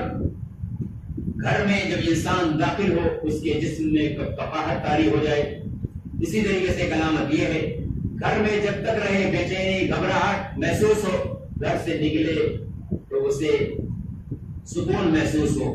اسی طریقے سے ایک علامت یہ ہے کہ گھر کے اوپر چھت پر کنکر پتھر چلنے کی آوازیں آئے، یا ایسا لگے کوئی گھر کے اوپر کنکر وغیرہ پھینک رہا ہے، پتھر وغیرہ گر رہے ہیں، چلنے کی آوازیں محسوس ہو، آہٹ محسوس ہو، جبکہ وہاں جا کے دیکھا جائے تو کچھ بھی نہ ہو۔ اسی طریقے سے گھر کی اشیاء کا ایک بار جھیگڑے خراب ہو جانا یا کوئی چیز مسلسل خراب ہو تو یہ بھی ایک علامت ہو سکتی ہے۔ اسی طریقے سے ایک علامت یہ بھی ہے کہ گھر میں خون کے چھینٹے یا پانی کے چھینٹے یا گوشت کا ٹکڑا یا ہڈی وغیرہ کا نظر آنا، گھر میں خوشبو یا بدبو کا محسوس ہونا، گھر میں چلنے، ہنسنے، رونے یا چلانے کی آوازیں محسوس ہونا جبکہ کوئی دکھے نہ، گھر میں بلا کسی راستے کے کوئی جانور دکھے اور پھر اچانک غائب ہو جائے، اسے ہم تلاش کریں وہ گھر کے اندر ملے ہی نہ، وہ گھر کے اندر موجود ہی نہ ہو۔ اسی طریقے سے ایک علامت یہ بھی ہے کہ گھر میں سکون اور برکت کا نہ ہونا اور پورے گھر والوں کا آپس میں تکرار، بحث و مباحثہ، جھگڑے رہنا، تناؤ رہنا، گھر کے افراد کا بیمار رہنا، ایک کے بعد دیگرے یا سب کا یا کوئی دوسرا آئے تو گھر کے اندر گھٹن محسوس کرے، گھر کے اندر تنگی محسوس کرے، گھر کے افراد کے کپڑوں میں کٹ لگنا یا بالوں کے گچھے وغیرہ ملنا۔ ایک علامت یہ بھی ہے کہ گھر کے افراد کے کپڑوں میں یا کسی جگہ بلا کسی سبب کے آگ لگ جانا جبکہ وہ آگ کوئی نہ لگائی ہو۔ اسی طریقے سے گھر سے کسی چیز کا غائب ہو جانا اور دوسری جگہ یا اسی جگہ وہ چیز کچھ دیر کے بعد مل جائے۔ اسی طریقے سے ایک علامت یہ بھی ہے کہ ہم گھر کے اندر کسی سلون کے اندر کسی تجوری کے اندر زیورات رکھے ہوں، پیسے وغیرہ رکھے ہوں اور اچھے طریقے سے ہم نے اس کو بند کر دیا تھا تالے وغیرہ لگا دیے تھے، لیکن اس کے باوجود بھی وہ پیسے وغیرہ غائب ہو گئے، وہ گہنے وہ زیورات غائب ہو گئے، چابی ہمارے پاس ہی موجود ہے۔ یہ بھی ایک علامت ہو سکتی ہے۔ اسی طریقے سے گھر میں حادثات کا ہونا، جیسے دروازے خود بخود بند ہو جائیں جبکہ ہوا کے جھونکے وغیرہ بھی موجود نہ ہو، کوئی آکار نہ ہو، یا اسی طریقے سے بجلی وغیرہ خود بخود چالو ہو جائے یا پنکھے وغیرہ خود بخود چالو ہو جائے جبکہ کوئی اس کو چلائے نہ۔ اسی طریقے سے ایک علامت یہ ہے کہ بچوں کا ایک ہی ٹائم رات میں روزانہ رونا، یا گھر کے افراد کو ایک وقت میں نیند کا شدید غلبہ ہونا، یا اسی طریقے سے گھر کے اندر لیبوں میں سوئیاں چبوئی ہوئی محسوس کرنا یا تعویذات وغیرہ کا ملنا۔ تو یہ مذکورہ جو ہم نے آپ کے سامنے علامتیں ذکر کی ہیں، یہ گھر کے آسیب زدہ یا جادو جدا ہونے کی علامتیں ہیں۔ اب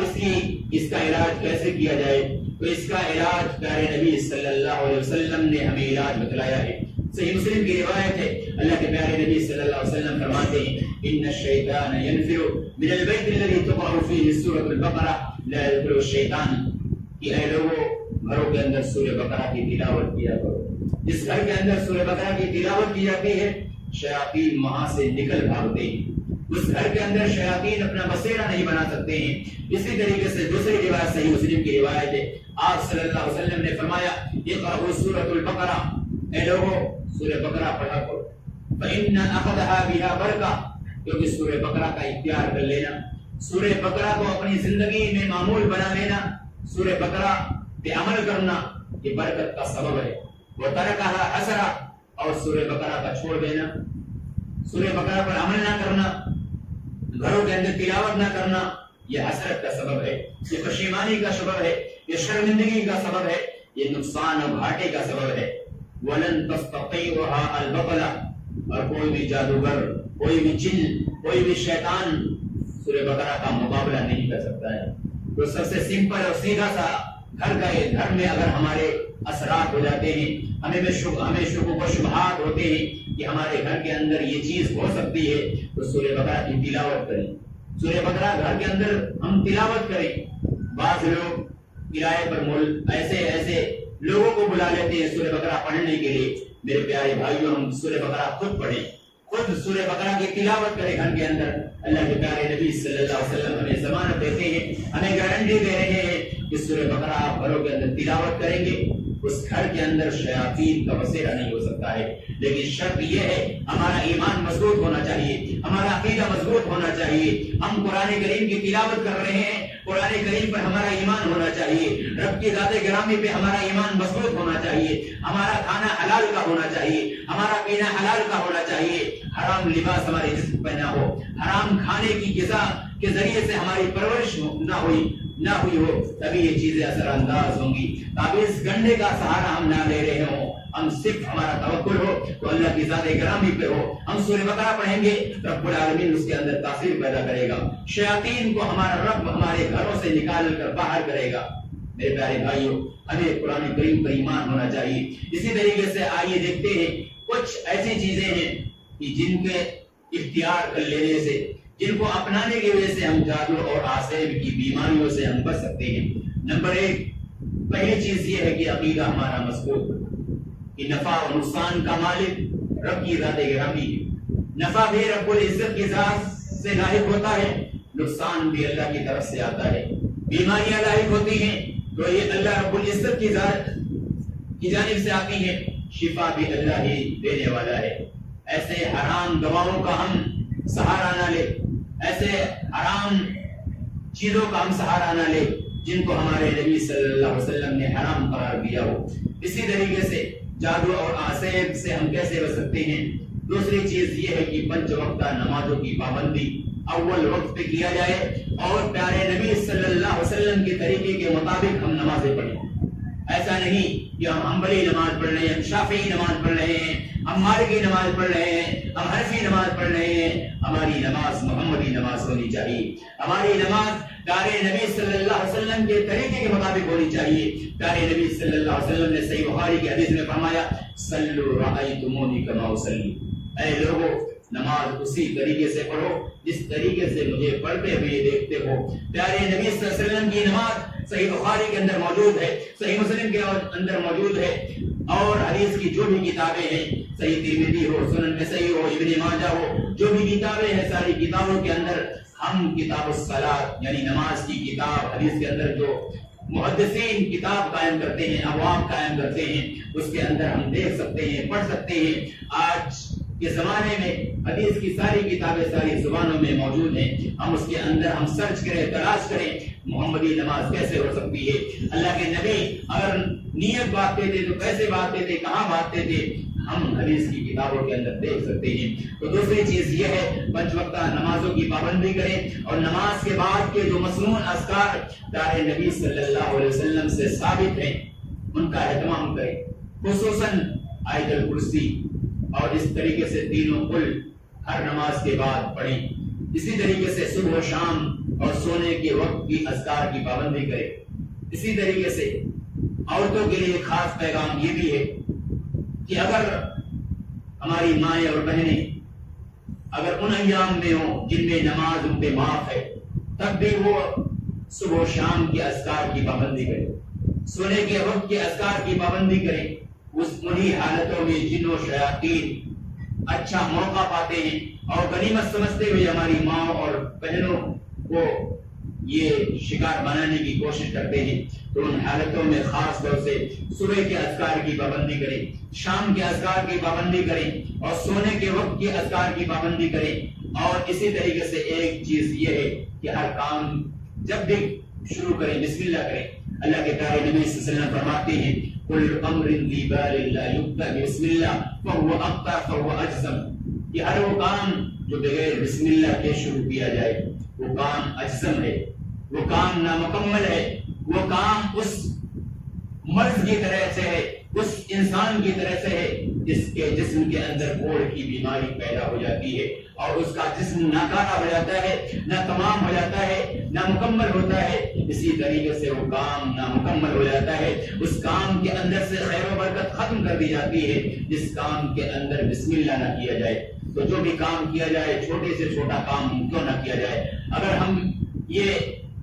موبائل بھی اٹھائیں تو بسم اللہ کر کے اٹھائیں، موبائل بھی رکھیں تو بسم اللہ کر کے اٹھائیں رکھیں، اس طریقے سے چھوٹا سا چھوٹا کام کیوں نہ ہو ہم بسم اللہ کر کے کام کو شروع کریں، بسم اللہ کر کے ہر کام میں بسم اللہ کریں۔ یہاں تک کہ ام عائشہ صدیقہ رضی اللہ تعالیٰ عنہ فرماتی ہوئی پیارے نبی صلی اللہ علیہ وسلم جوتا پہنتے بسم اللہ کرتے، جوتا نکال کے بسم اللہ کرتے، بالوں میں کنگھی کرتے بسم اللہ کرتے، کنگھی بھی اٹھاتے بسم اللہ کر کے اٹھاتے تھے۔ ہر کام میں بسم اللہ ہونی چاہیے۔ بسم اللہ ایک مومن کی پاور ہے، بسم اللہ ایک مومن کا ہتھیار ہے، بسم اللہ ایک مومن کے لیے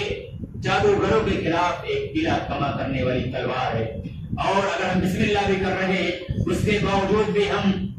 جادوگروں کے شکار ہو جا رہے ہیں تو ہمارے بسم اللہ کے اندر کمی ہے، ہمارے ایمان کے اندر کمی واقع ہو گئی ہے، ہمارے ایمان کے اندر ناقص ہے، نقص ہے، ہمیں اپنے ایمان کو مضبوط کرنے کی ضرورت ہے۔ اسی طریقے سے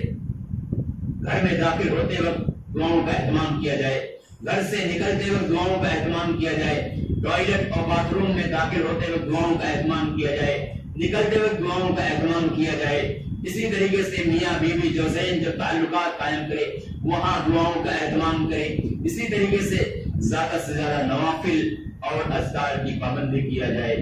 تو یہ کچھ اسباب ہیں جو میں نے آپ کے سامنے مختصراً بیان کیے ہیں، ان کی پابندی کریں تو انشاءاللہ ہمیں جن اور شیاطین کا کوئی بھی خطرہ نہیں ہو سکتا ہے۔ اب آئیے دیکھتے ہیں اس کے علاج کی طرف چلتے ہیں کہ اگر کسی کو جادو اور آسیب کی بیماریاں ہو جاتی ہیں، اللہ کے رب العزت کی مشیت شامل حال ہو جاتی ہے، مشیت شامل حال ہو جاتی ہے، اللہ رب العزت کی اجازت کی وجہ سے جادو اور آسیب کی بیماریاں لاحق ہو جاتی ہیں، تو کیسے ہم اس کا علاج کریں؟ تو سب سے پہلی چیز یہ ہے کہ اس کے علاج کے لیے ایک طریقہ یہ ہے کہ ایک تو جادو اور آسیب کے علاج کے لیے دو طریقے استعمال کیے جاتے ہیں، ایک شرعی طریقہ اور دوسرا غیر شرعی طریقہ، یعنی ایک حلال علاج اور دوسرا حرام علاج۔ تو ہمیں حلال علاج اپنانا ہے، ہمیں شرعی طریقے کے مطابق اپنا علاج کرنا ہے۔ تو سب سے پہلے ہم یہ جان لیں کہ جو علاج ہو ہم اس کو کیسے پہچانیں کہ یہ حلال علاج ہے، یہ شرعی طریقے سے یہ علاج ہو رہا ہے۔ ہمارے بعد بھائیوں کو بہت سارے لوگ آج علاج کرنے والے ہیں، باطل طریقے سے بھی لوگ علاج کرتے ہیں، اور جادوگری اور جنات و شیاطین کی مدد کے ذریعے سے بھی علاج کرتے ہیں۔ تو کیسے ہم پہچانیں کہ یہ جادو کے ذریعے سے یہ علاج کر رہا ہے اور جنات و شیاطین کے ذریعے سے علاج کر رہا ہے؟ تو نمبر 1 پہلی پہچان یہ ہے کہ جو علاج ہو وہ اللہ کی کتاب قرآن مجید کے ذریعے سے ہو، اور قرآن مجید جو پڑھنے والا ہو وہ بلند آواز سے ہمارے سامنے تلاوت کر رہا ہو۔ ایسا نہیں کہ وہ ہمارا علاج تو کرنے آیا ہے لیکن اپنے دل کے اندر پڑھ کے ہم پہ دم کر رہا ہو، ایسا علاج نہیں۔ جو بھی ہمارے سامنے علاج کر رہا ہے وہ بلند آواز سے ہمارے سامنے قرآن کریم کی تلاوت کرے، اور پیارے نبی صلی اللہ علیہ وسلم سے جو ثابت شدہ مسنون دعائیں ہیں، جو ثابت شدہ ہیں، ان دعاؤں کا اہتمام کرے۔ تو پہلی شرط یہ ہے کہ رقیہ شرعیہ کے ذریعے سے، یعنی شرعی علاج یہ ہے کہ اللہ کی کتاب قرآن مجید کے ذریعے سے، اور دوسری چیز پیارے نبی صلی اللہ علیہ وسلم کی سنت کے ذریعے سے، اور اس کی تلاوت بھی ہمارے سامنے وہ کرے تو بلند آواز سے کرے۔ اسی طریقے سے ایک دوسری شرط یہ ہے کہ جو ہمارے سامنے پڑھا جا رہا ہو وہ عربی زبان میں ہو، سمجھ میں آنے والا ہو، ادھر ادھر کا منتر نہ ہو۔ اسی طریقے سے تیسری شرط یہ ہے کہ رقیے میں ضروری ہے، علاج میں ضروری ہے کہ مریض اور معالج، یعنی مریض جو بیمار ہے، جو علاج کرنے والا ہے، دونوں کا عقیدہ یہ ہو کہ شفا من جانب اللہ ہو، شفا دینے والی ذات اللہ تعالیٰ کی۔ بعض لوگ پوچھتے ہیں، ہم علاج کرتے ہیں، لوگ پوچھتے ہیں کہ کتنے دن میں شفا مل جائے گی؟ شفا دینے والی ذات اللہ تعالیٰ کی۔ کوئی یہ گارنٹی نہیں دے سکتا کہ آپ کتنے دن میں ٹھیک ہوں گے۔ بعض لوگ کہتے ہیں آپ ہمارے پاس آئیں گے، اتنے دن 40 دن تک آپ ہمارے پاس علاج کروائیے، شفا مل جائے گی۔ یہ سارے لوگ ساحر ہوتے ہیں، جادوگر ہوتے ہیں، جن و شیاطین کے ذریعے سے علاج کرنے والے ہوتے ہیں۔ تو ٹائم کوئی نہیں بتا سکتا ہے علاج کرنے میں۔ جو بھی گارنٹی لے تو سمجھ لیجیے کہ اس کا عقیدہ کمزور ہے، یا تو وہ ساحر ہے، وہ جادوگر ہے، وہ جن و شیاطین کی مدد کے ذریعے سے وہ علاج کر رہا ہے۔ ایسے لوگوں سے بچنا چاہیے۔ اسی طریقے سے بعض ایسی شرطیں ہیں جو معالج اور مریض کو جاننا ضروری ہے، ان چیزوں کا اہتمام بھی ضروری ہے۔ نمبر 1 جو علاج کرنے والا ہو نیک ہو، باعمل ہو، شریعت کا پابند ہو، دین پر ثابت قدم ہو، دین پر سختی کے ساتھ عمل کرنے والا ہو۔ نمبر 2 جو معالج ہو، علاج کرنے والا ہو، وہ علاج سے واقفیت حاصل کرنے والا ہو، جنات و شیاطین کی مکاریوں سے، جنات و شیاطین کی دجل اور اس کی چال بازیوں سے اسے علم حاصل ہو۔ ایسا نہیں کہ صرف ہم قرآن کریم پڑھنا جانتے ہیں، ہم لے کے بیٹھ کے کسی مریض کے سامنے اب جن حاضر ہو جائے، ہمیں کیسے بات کرنا ہے، کیسے مقابلہ کرنا ہے، اس کو کن کن آیتوں کے ذریعے سے ہم کیا پڑھیں، کیسے اس سے بات کریں، سارے اصولوں کا جاننا بھی ضروری ہے، ورنہ ایسا بھی ہوتا ہے کہ نقصان بھی پہنچا سکتے ہیں۔ اسی طریقے سے ایک شرط یہ ہے کہ معالج اور مریض دونوں حلال کھانے والے ہوں، حرام سے بچنے والے ہوں۔ اللہ رب العزت نے فرمایا یا ایھا الناس، اللہ کے پیارے نبی صلی اللہ علیہ وسلم فرماتے ہیں یا ایھا الناس، اے لوگوں، ان اللہ طیب، اللہ پاک ہے، لا يقبل الا طیبا، پاکیزہ چیزوں کو ہی اللہ قبول کرتا ہے۔ پھر آپ صلی اللہ علیہ وسلم نے ایک ایسے آدمی کا تذکرہ کیا، ثم ذکر الرجل یطیل السفر، آپ صلی اللہ علیہ وسلم نے ایک مسافر کا تذکرہ کیا، فرمایا اشعث و اکبر، اس کے حالات ایسے ہیں کہ اس کے بال بکھرے ہوئے ہیں، اس کے کپڑے پر دھول پڑی ہوئی ہے، اس کے چہرے پر دھول پڑا ہوا ہے، گرد آلود ہے، یمد الیہ یدیہ الی السماء، وہ اپنے ہاتھوں کو اللہ رب العزت کی جانب ہاتھ اٹھاتا ہے۔ اللہ کے نبی فرماتے ہیں مطعمہ حرام وملبسہ حرام وغذی بالحرام فأنى يستجاب لذلك، اس کا کھانا حرام کا ہے، اس کا پہننا حرام کا ہے، اس کا پینا حرام کا ہے، اس کی پرورش حرام سے ہوئی ہے، فأنى يستجاب لذلك، اس کی دعائیں کہاں سے قبول ہوں گی؟ اس کی دعاؤں کو رب العالمین کیسے قبول کرے گا؟ تو معالج اور مریض جو جادو اور آسیب کی، چاہے وہ علاج کرنے والا ہو یا جادو اور آسیب کی بیماریوں میں گرفتار ہو، تو سب سے پہلی چیز یہ ہے کہ ہمیں،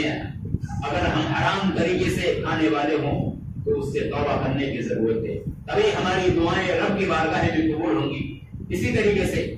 ایک شرط یہ ہے معالج اور مریض دونوں کے لیے کہ رات کے آخری پہر میں اٹھ کر اللہ رب العزت سے سوال کرے، اللہ رب العزت سے مدد کرے، کیونکہ اس وقت دعائیں سب سے زیادہ قبول ہوتی ہیں۔ پیارے نبی صلی اللہ علیہ وسلم فرماتے ہیں ينزل ربنا تبارك وتعالى كل ليلة إلى السماء الدنيا حين يبقى من ثلث الليل الآخر فيقول من يدعوني فأستجيب له۔ اللہ کے پیارے نبی فرماتے ہیں رات کا جب آخری پہر ہوتا ہے، آسمان دنیا پر، ساتویں آسمان سے آسمان دنیا پہ رب العالمین تشریف لاتے ہیں اور اللہ رب العزت کا سوال ہوتا ہے۔ اللہ رب العزت خود فرماتے ہیں کون ہے جو مجھ سے سوال کرنے والا ہے، کون ہے جو مجھ سے اپنی حاجتوں اور ضرورت کو میرے سامنے سوال کرے گا، اس کی حاجتوں کو پورا کر دوں، اس کی ضرورتوں کو پورا کر دوں۔ کون ہے جو بیمار ہے، پریشان حال ہے، کون ہے جو بیماریوں میں گرفتار ہے، میرے سامنے اپنے ہاتھوں کو اٹھائے، مجھ سے سوال کرے، فریاد کرے، میں اس کے دکھ کو، اس کے درد کو، اس کے رنج و الم کو، اس کی تکلیف کو میں دور کرنے والا ہوں۔ تو اس وقت معالج اور مریض دونوں کو رب العزت کا سہارا لینا چاہیے۔ اسی طریقے سے مریض جو رب کے قرآن سے علاج طلب کر رہا ہے وہ بھی نیک ہو، اگر گناہ وغیرہ کا ارتکاب کیا ہے، اس کی زندگی کے اندر گناہ ہو رہے تھے تو سب سے پہلے توبہ کر لے، اور اگر حقوق العباد کے اندر اس نے کوتاہی کی ہے، بندوں کے حقوق میں کوتاہی کی ہے، تو وہ اس حقوق کو بندوں تک واپس لوٹا دے یا معافی تلافی کرا لے، کیونکہ اللہ رب العزت نے فرمایا وَنُنَزِّلُ مِنَ الْقُرْآنِ مَا هُوَ شِفَاءٌ وَرَحْمَةٌ لِّلْمُؤْمِنِينَ، کہ ہم نے اس قرآن کو جو نازل کیا ہے یہ قرآن شفا ہے، یہ قرآن رحمت ہے، کس کے لیے؟ مومن کے لیے۔ تو جب تک ہم مومن نہیں بنیں گے، جب تک ہم اللہ رب العزت کی جانب رجوع کرنے والے نہیں ہوں گے، جب تک ہم اللہ رب العزت کے اصولوں کے مطابق ہم زندگی نہیں گزارنے والے ہوں گے، تب تک ہمیں شفا نہیں مل سکتی ہے، تب تک رب العزت کی رحمت اور رب العالمین کا فضل و کرم ہم پہ نہیں ہو سکتا ہے۔ ہم ایک طرف تو اللہ رب العزت کی قرآن سے ہم علاج کرنے کی کوشش کر رہے ہیں، علاج کرانے کی کوشش کر رہے ہیں، دوسری طرف ہم بندوں کے دل دبا رہے ہیں، بندوں کو ستا رہے ہیں، بندوں کو پریشان کر رہے ہیں، ہمارے تعلقات ہمارے رشتہ داروں کے ساتھ صحیح نہیں، ہمارے تعلقات ماں باپ کے ساتھ صحیح نہیں، ہمارے تعلقات ہمارے بھائی کے ساتھ صحیح نہیں، ہمارے تعلقات ہماری بہن کے ساتھ صحیح نہیں، اور ہم رب کے قرآن سے ہم علاج کرانے کی کوشش کر رہے ہیں، جبکہ رب کے قرآن میں اللہ رب العزت نے فرمایا کہ تم رشتہ داریوں کو قائم کرو، صلہ رحمی کرو، اور صلہ رحمی کرنے والوں کو اللہ پسند کرتا ہے۔ تو ہمیں چاہیے کہ ہم حقوق العباد کے اندر اگر کوتاہی ہم سے ہوئی ہے تو بندے کو حقوق کو ہم لوٹا دیں اور اللہ رب العزت کی جانب ہم گامزن ہو جائے۔ اسی طریقے سے مریض کا ایمان مکمل ہو اس بات پر کہ قرآن مجید مکمل شفا ہے، مکمل شفا ہے، رب کے قرآن سے ہمیں ضرور شفا ملے گی۔ اسی طریقے سے ایک چیز اور مریض کو پاس و لحاظ رکھنا چاہیے کہ مریض علاج قرآن مجید سے تجربے کے لیے نہ کرائے کہ ایک دن ہم نے علاج کرایا یا ہم پابندی کر رہے ہیں، خود علاج کر رہے ہیں، لیکن ہمیں شفا نہیں مل پا رہی ہے، ہمیں شفا نہیں مل رہی ہے، اور اس کے بعد ہم اس قرآن مجید کے علاج کو چھوڑ کر ہم باطل علاج کی طرف گامزن ہو جائیں۔ ایسا نہیں ہونا چاہیے، بلکہ ثابت قدم ہو کے جم جانا چاہیے، اور قرآن مجید کے پہ ہمیں ہمارا ایمان ہونا چاہیے کہ اللہ رب العزت نے کہا شفا ملے گی تو شفا ضرور ملے گی، اس پر کنٹینیو مسلسل محنت کرنے کی ضرورت ہے، پابندی کریں، قرآن مجید کی تلاوت کریں، جو چیزیں ہم رہنمائی کریں یا جو بھی رہنمائی کرے آپ کی صحیح طریقے سے کہ یہ آیتیں پڑھو، سورۃ البقرہ کی تلاوت کرو۔ بعض لوگ ہمارے پاس آتے ہیں کہتے ہیں ہم نے سورۃ البقرہ اپنے گھر کے اندر 1 مہینہ 2 مہینہ 3 مہینے 1 سال ہم نے قرآن کریم کی سورۃ البقرہ کی تلاوت کی، پھر بھی ہمارے گھروں سے چوریاں ہو رہی ہیں، ہمارے گھروں سے جنات و شیاطین زیورات چوری کر لیتے ہیں۔ آخر وجہ کیا ہوتی ہے؟ وجہ یہ ہوتی ہے کہ ہمارا ایمان قرآن مجید پہ مکمل نہیں ہوتا. قرآن مجید کے مطابق ہمارا ایمان ناقص ہوتا ہے. اس وجہ سے یہ معاملات ہوتے ہیں. جہاں ہم قرآن مجید سے علاج کرنے کی کوشش کرتے ہیں وہی ہمارے دوسرے معاملات خراب ہوتے ہیں, یا ہمارا عقیدہ کمزور ہوتا ہے, یا تعویذ گنڈے کا ہم سہارا لیتے ہیں, یا اس طریقے سے ہم قرآن مجید سے علاج تو کر رہے ہیں, نمازوں کی پابندی نہیں کر رہے ہیں, نمازوں کو چھوڑنے والے ہیں, پھر ہمارا علاج کہاں سے ہو سکتا ہے؟ اسی طریقے سے مریض اذکار کی اور نماز کی پابندی کرنے والے ہوں, اسی طریقے سے سورۃ البقرہ کی تلاوت کرنے والے ہوں, اور ایک شرط یہ ہے کہ مریض صبر سے کام لے. اللہ کے پیارے نبی صلی اللہ علیہ وسلم فرماتے ہیں عجب لامر المؤمن کہ مومن کا معاملہ عجیب و غریب ہوتا ہے. ان امرہ کلہ خیر کہ مومن کے سارے معاملات سراپا خیر ہی خیر ہوتے ہیں. ولیس ذاک لأحد الا للمؤمن یہ صرف اور صرف مومن کے لیے ہوتا ہے. ان اصابته سراء شکر فکان خیر لہ کہ اگر مومن کو خوشی پہنچتی ہے صبر کرتا ہے تو خیر ہی خیر ہوتا ہے. وَإِنْ أَصَابَتْهُ ضَرَّاءُ صَبْرَ فَكَانَ خَيْرًا لَهُ مومن کو تکلیف لاحق ہوتی ہے, کوئی بیماری, کوئی مصیبت, کوئی امتحان, کوئی آزمائش لاحق ہوتی ہے, مومن صبر کرتا ہے فَكَانَ خَيْرًا لَهُ یہ اس کے لیے خیر ہوتا ہے, بہتری ہوتی ہے. اسی طریقے سے صحیح ابن حبان کی روایت ہے, اللہ کے پیارے نبی صلی اللہ علیہ وسلم فرماتے ہیں إِنَّ الرَّجُلَ لتكون له عند الله المنزلة العالية فما يبلغها بحسن عمل فلا يزال الله يبتليه بما يكره حتى يبلغه. اللہ کے پیارے نبی صلی اللہ علیہ وسلم فرماتے ہیں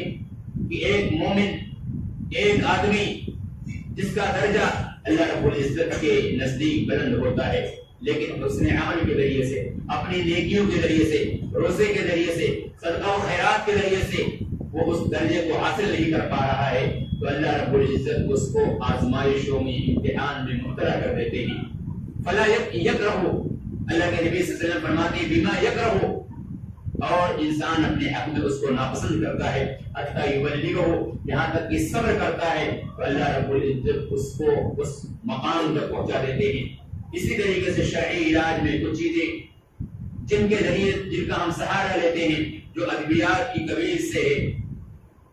ان کا بھی ہم سہارا لے سکتے ہیں. صحیح بخاری کی روایت اللہ کے پیارے نبی صلی اللہ علیہ وسلم فرماتے ہیں اجوا کھجور تو صبح صبح ساتھ کھا لے تو زہر یا زہریلی چیز یا جو بھی نقصان دہ چیزیں ہیں ان سے ہم محفوظ ہو جاتے ہیں. صحیح بخاری کی روایت ہے. اسی طریقے سے زمزم اللہ کے پیارے نبی فرماتے ہیں ماء زمزم لما شرب له زمزم کا پانی جس نیت سے پیا جائے اس کے لیے شفا ہے. اسی طریقے سے کلونجی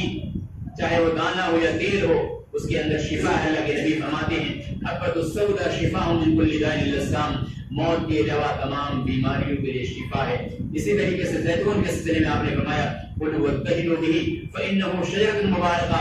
زیتون کا تیل کھاؤ پیو لگاؤ یہ مبارک درخت سے ہے. اسی طریقے سے شہد کے سلسلے میں اللہ نے فرمایا فیہ شفاء للناس یہ شہد کے اندر اللہ نے شفا رکھی ہے. اس طریقے کی اور بھی کچھ چیزیں ثابت ہیں جیسے عود ہندی ہے اور سنا مکی وغیرہ ہے, حدیثوں سے ثابت ہے. مختصراً ٹائم بہت ہی مختصر ہے, میں آخری اپنی بات ختم بیان کرتے ہوئے میں اپنی بات کو ختم کروں گا کہ ایک چیز جو ہے غیر شرعی علاج یعنی شرعی طریقے علاج آپ کے سامنے ہم نے بیان کر دیا. غیر شرعی علاج جو حرام علاج ہے اگر ہم اس کو اپناتے ہیں تو ہمارا دین بھی برباد ہوتا ہے, ہمارا عقیدہ بھی برباد ہو جائے گا, اور اللہ اس کے رسول صلی اللہ علیہ وسلم کے طریقے سے ہٹ کر اگر ہم حرام طریقے سے دوا علاج کراتے ہیں تو ہمارا رب ناراض ہو جائے گا. تو پہلی چیز یہ ہے تعویذ گنڈا. تعویذ گنڈا اللہ کے نبی صلی اللہ علیہ وسلم تعویذ کے سلسلے میں فرماتے ہیں من تعلق تمیمۃ فلا اتم اللہ له. اللہ کے پیارے نبی صلی اللہ علیہ وسلم فرماتے ہیں جو تعویذ گنڈا لٹکاتا ہے اللہ عزت اس کو ہلاک و برباد کر دے. بچوں کے گلے میں نظر بد سے بچنے کے لیے زمانے جاہلیت کے اندر گھوگا لٹکاتے تھے تاکہ وہ نظر بد سے بچ جائیں. اللہ کے نبی صلی اللہ علیہ وسلم نے فرمایا کہ نظر بد کے لیے یہ دعا پڑھ کے بچوں کو دم کیا جائے اعوذ بکلمات اللہ التامات من کل شیطان وہمہ ومن کل عین لامہ. اسی طریقے سے اللہ کے نبی صلی اللہ علیہ وسلم فرماتے ہیں من تعلق شیئن اکل الیہ، جو کوئی تعویذ گنڈا لٹکاتا ہے اللہ رب العزت اس انسان کو اس کے حوالے کر دیتے ہیں. اس کی کوئی حفاظت کی ذمہ داری اللہ رب العزت کے پاس نہیں ہوا کرتی ہے. اللہ رب العزت اس انسان کو بے سہارا چھوڑ دیتے ہیں. اسی طریقے سے اللہ کے نبی صلی اللہ علیہ وسلم فرماتے ہیں، ابو ہریرہ رضی اللہ تعالیٰ عنہ راوی حدیث آپ صلی اللہ علیہ وسلم فرماتے ہیں، من اخذ عقدۃ، جس شخص نے گرہ لگائی، ثم نفث فيها، پھر اس میں پھونک ماری، فقد سحر، اس نے جادو کیا. ومن سحر فقد اشرک، جس نے جادو کیا اس نے شرک کیا. ومن تعلق شیئا وکل الیہ، جو شرک اور جس نے سحر کیا اس نے شرک کیا. ومن تعلق تمیمۃ فقد اشرک، جس شخص نے تمیمہ تعویذ گنڈے لٹکائے اس نے شرک کیا. تو ہمیں چاہیے کہ ہم تعویذ گنڈے سے بچیں. اب لوگ سوال پیدا ہوتا ہے، کچھ لوگ اعتراض کرتے ہیں کہ تعویذ دو قسم کے ہوتے ہیں، ایک قرآنی تعویذ، ایک غیر قرآنی تعویذ. یعنی ایسے تعویذ جس کے اندر قرآن کریم کی آیتیں لکھی ہوتی ہیں، اور دوسرا تعویذ جس کے اندر غیر اللہ کے نام لکھے ہوئے ہوتے ہیں، یعنی جیسے جبریل، میکائیل، اسرافیل، شداد، قارون، فرعون. تو یہ دوسرا تعویذ جو شرکیہ تعویذ ہے یہ حرام ہے. اور پہلا تعویذ جو قرآنی تعویذ ہے تو اس سلسلے میں بھی بڑے بڑے علماء کرام نے فرمایا یہ حرام ہے، یہ کبیرہ گناہوں میں شامل ہوتا ہے. کیونکہ تعویذ کے سلسلے میں اللہ کے نبی صلی اللہ علیہ وسلم نے منع کیا، اللہ کے نبی صلی اللہ علیہ وسلم سے ثابت نہیں، لہذا ہمیں اس پہ عمل نہیں ہونا چاہیے، عمل پیرا نہیں ہونا چاہیے، اس سے بچنے کی کوشش کرنی چاہیے. اور دوسرا تعویذ جو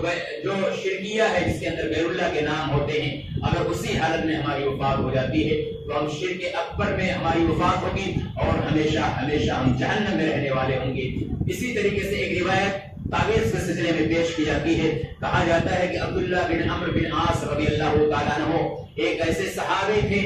جن کے چھوٹے بچے تھے، وہ دعاؤں کو، نظر بد کی دعاؤں کو لکھ کر اپنے بچوں کے گلے میں لٹکا دیتے تھے. تو چنانچہ اس روایت کے سلسلے میں محدثین فرماتے ہیں کہ اس روایت کے اندر ایک راوی ہے جس کا نام محمد بن اسحاق ہے، جو مدلس راوی ہے، جو ان سے پیشگی کے ساتھ روایت کرتے ہیں. یہ روایت معنعن روایت کہلاتی ہے. اور معنعن روایت کا معاملہ یہ ہوتا ہے کہ اس کے سننے کی صراحت،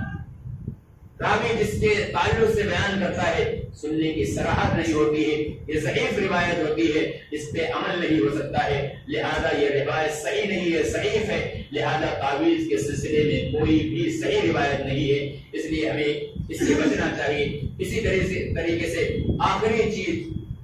جو ہمیں پہچاننے کی ضرورت ہے کہ جو جادوگر ہوتے ہیں اس کو ہم کیسے پہچانیں، کہ ہم کیسے پہچانیں کہ یہ جادوگر ہے یا شرعی طریقے سے علاج کرنے والا ہے. میں ان علامتوں کو بیان کرتے ہوئے بات کو ختم کروں گا. اسی طریقے سے پہلی علامت یہ ہے کہ غیر شرعی طریقے سے جو علاج کرتے ہیں، جس کو جادوگر یا عامل یا کاہن وغیرہ، عراف وغیرہ کہتے ہیں، جو ہمارے ہاتھ کی لکیروں کو دیکھ کر فیوچر کی پلاننگ کے سلسلے میں، فیوچر کے سلسلے میں بتلاتے ہیں یا ماضی کے سلسلے میں ہماری خبر دیتے ہیں، جس کو عراف و کاہن کہا جاتا ہے، عامل و کاہن کہا جاتا ہے. ان تمام سے ہمیں بچنے کی ضرورت ہے. تو پہلی علامت یہ ہے، جو شخص بھی علاج کرنے والا مریض اور مریض کی والدہ کا نام پوچھے وہ جادوگر ہے، وہ انسان، وہ عامل و کاہن ہے، اس سے ہمیں بچنے کی ضرورت ہے. دوسری علامت، مریض کے کپڑوں میں سے کوئی کپڑا منگوائے علاج کے لیے. تیسری علامت، ایسا معالج علاج کرنے والا جو مریض سے کوئی جانور طلب کرے یا پھر بسم اللہ پڑھے ہوئے اس کو ذبح کر دے، یا اسی طریقے سے اس کا خون مریض کے جسم پر ملے اور پھر اس جانور کو غیر آباد جگہ پھینک دے، وہ بھی جادوگر ہے. اسی طریقے سے ایک چوتھی علامت یہ ہے، جادو والے منتر کو لکھنا یا پڑھنا یا تعویذ وغیرہ بنا کر دینا، یہ بھی شرعی عمل نہیں. اسی طریقے سے پانچویں نشانی یہ ہے کہ جادو والے منتر کو پڑھے جسے عام آدمی سمجھ نہ سکے. نمبر 6، مریض کو ایسا گرہ لگا ہوا دھاگا یا ڈورا دے کہ اس کو تعویذ کے ساتھ ساتھ پہن لو. نمبر 7، آپ کو لوہے کی کیل دے کہ گھر کی حفاظت کے لیے گھر کے کونوں میں اس کو لگوا دو. نمبر 8، مریض کو چند ایام تک تقریباً 40 دن تک غسل سے منع کر دے. نمبر 9، مریض سے صدقہ کرنے کے لیے کہے کہ فلاں رنگ کا مرغا چاہیے، فلاں رنگ کا بکرا چاہیے، اور فلاں جگہ جا کے اس کو ذبح کر کے اس کو پھینک دو یا اسے مجھے دے دو۔ اسی طریقے سے ایک علامت یہ ہے تسمیہ علاوہ مریض کو ایسا تعویذ دے جس میں غیر اللہ کے نام ہو۔ نمبر آخری علامت جو گرامی علامت یہ ہے کہ مریض کے پاس مریض جب معالج کے پاس پہنچے تو جیسے ہی پہنچے وہ ساری چیزیں ہماری ڈیٹیل بتا دے کہ آپ کس مقصد سے آئے ہیں، آپ کا نام کیا ہے، آپ کے پاس کیا ہے، آپ کون سا کام کرتے ہیں، اور آپ کیا کھا کے آئے ہیں، کن راستے سے ہو کر آئے ہیں، ساری ڈیٹیل جو دے دے وہ بھی جادوگر ہے، وہ بھی عامل و کاہن ہے، اس سے بچنے کی ضرورت ہے۔ ایسے لوگ ہمارے قرین سے ڈیٹیل لے کر وہ ہماری ساری بات بدلاتے ہیں۔ اس کا منہ بند کرنے کے لیے ہم یہ کہیں کہ تم ہمارے ماضی کے سلسلے میں نہیں بلکہ فیوچر کے سلسلے میں بدلاؤ۔ تو یہ آخری علامت ہے جادوگر کو پہچاننے کی۔ ہمیں چاہیے کہ ہم ان چیزوں سے بچنے کی کوشش کریں۔ رب العزت سے دعا ہے کہ رب العالمین ہم تمام کو جادو اور جنوں شیاطین کے علاج میں قرآن و سنت کے مطابق عمل پیرا ہونے کی توفیق عطا فرمائے۔ قرآن مجید کے ذریعے سے ہمیں اپنا علاج کرنے کی توفیق عطا فرمائے، اور جو بھی لوگ ان بیماریوں میں مبتلا ہے رب العالمین انہیں نجات عطا فرمائے، انہیں شفا عطا فرمائے، اور رب العالمین ہم تمام کے گناہوں کو دور فرمائے، اور ہم تمام کے گناہوں کو مٹا کر رب العالمین ہمارے بیٹھنے کو یہاں قبول فرمائے، اور ہماری نیکیوں کو رب العالمین آخرت کے لیے ذخیرہ اندوزی فرمائے، اور ہمارے گناہوں کو مٹا کر رب العالمین ہمارے گناہوں کو مٹا کر رب العالمین ہمارے حسنات میں اضافہ فرمائے، اور ہمارے گناہوں کو ہمارے نام اعمال سے مٹا دے، ختم فرما دے۔ آمین۔ سبحان ربک رب العزت عما یصفون والسلام علی المرسلین والحمد للہ رب العالمین۔ عزت اس کو ہلاک و برباد کر دی۔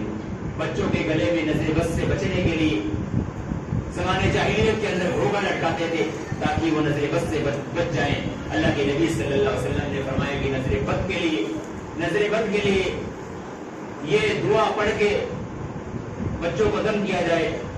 اعوذ بکلمات اللہ التامات من کل شیطان وہمہ ومن کل عین لامہ۔ اسی طریقے سے اللہ کے نبی صلی اللہ علیہ وسلم فرماتے ہیں من تعلق شیئا وکل الیہ، جو کوئی تعویذ گنڈا لٹکاتا ہے اللہ رب العزت اس انسان کو اس کے حوالے کر دیتے ہیں، اس کی کوئی حفاظت کی ذمہ داری اللہ رب العزت کے پاس نہیں ہوا کرتی ہے، اللہ رب العزت اس انسان کو بے سہارا چھوڑ دیتے ہیں۔ اسی طریقے سے اللہ کے نبی صلی اللہ علیہ وسلم فرماتے ہیں، ابو ہریرہ رضی اللہ تعالیٰ عنہ راوی حدیث آپ صلی اللہ علیہ وسلم فرماتے ہیں، من اخذ عقدۃ، جس شخص نے گرہ لگائی،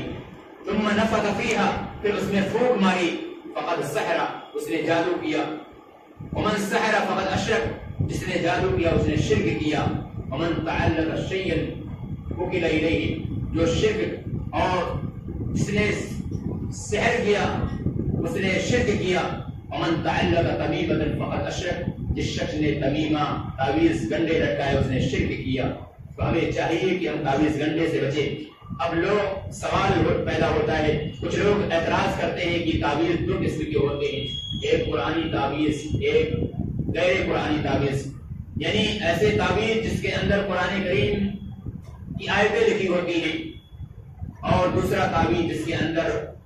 غیر اللہ کے نام لکھے ہوئے ہوتے ہیں، یعنی جیسے جبریل، میکائیل، اسرافیل، شداد، قارون، فرعون۔ تو یہ دوسرا تعویذ جو شرکیہ تعویذ ہے یہ حرام ہے، اور پہلا تعویذ جو قرآنی تعویذ ہے تو اس سلسلے میں بھی بڑے بڑے علماء کرام نے فرمایا یہ حرام ہے، یہ کبیرہ گناہوں میں شامل ہوتا ہے، کیونکہ تعویذ کے سلسلے میں اللہ کے نبی صلی اللہ علیہ وسلم نے منع کیا، اللہ کے نبی صلی اللہ علیہ وسلم سے ثابت نہیں، لہذا ہمیں اس پہ عمل نہیں ہونا چاہیے، عمل پیرا نہیں ہونا چاہیے، اس سے بچنے کی کوشش کرنی چاہیے۔ اور دوسرا تعویذ جو شرکیہ ہے جس کے اندر غیر اللہ کے نام ہوتے ہیں، اگر اسی حالت میں ہماری وفات ہو جاتی ہے تو ہم شرک اکبر میں ہماری وفات ہوگی اور ہمیشہ ہمیشہ ہم جہنم میں رہنے والے ہوں گے۔ اسی طریقے سے ایک روایت تعویذ کے سلسلے میں پیش کی جاتی ہے، کہا جاتا ہے کہ عبداللہ بن عمرو بن عاص رضی اللہ تعالیٰ عنہ ایک ایسے صحابی تھے جن کے چھوٹے بچے تھے، وہ دعاؤں کو، نظر بد کی دعاؤں کو لکھ کر اپنے بچوں کے گلے میں لٹکا دیتے تھے۔ تو چنانچہ اس روایت کے سلسلے میں محدثین فرماتے ہیں کہ اس روایت کے اندر ایک راوی ہے جس کا نام محمد بن اسحاق ہے، جو مدلس راوی ہے، جو ان سے کیسے کے ساتھ روایت کرتے ہیں، یہ روایت معنعن روایت کہلاتی ہے۔ اور معنعن روایت کا معاملہ یہ ہوتا ہے کہ اس کے سننے کی صراحت، راوی جس کے تعلق سے بیان کرتا ہے سننے کی صراحت نہیں ہوتی ہے، یہ ضعیف روایت ہوتی ہے، اس پہ عمل نہیں ہو سکتا ہے، لہذا یہ روایت صحیح نہیں ہے، ضعیف ہے، لہذا تعویذ کے سلسلے میں کوئی بھی صحیح روایت نہیں ہے، اس لیے ہمیں اس سے بچنا چاہیے۔ اسی طریقے سے آخری چیز جو ہمیں پہچاننے کی ضرورت ہے کہ جو جادوگر ہوتے ہیں اس کو ہم کیسے پہچانیں، کہ ہم کیسے پہچانیں کہ یہ جادوگر ہے یا شرعی طریقے سے علاج کرنے والا ہے۔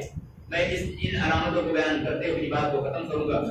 اسی طریقے سے پہلی علامت یہ ہے کہ غیر شرعی طریقے سے جو علاج کرتے ہیں، جس کو جادوگر یا عامل یا کاہن وغیرہ، عراف وغیرہ کہتے ہیں، جو ہمارے ہاتھ کی لکیروں کو دیکھ کر فیوچر کی پلاننگ کے سلسلے میں، فیوچر کے سلسلے میں بتلاتے ہیں یا ماضی کے سلسلے میں ہماری خبر دیتے ہیں، جس کو عراف و کاہن کہا جاتا ہے، عامل و کاہن کہا جاتا ہے،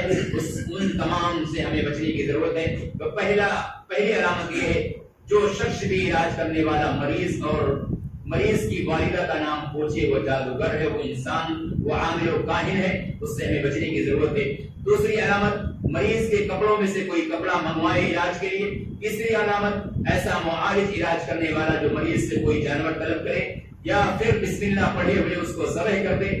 یا اسی طریقے سے اس کا خون مریض کے جسم پر ملے اور پھر اس جانور کو غیر آباد جگہ پھینک دیں، وہ بھی جادوگر ہے۔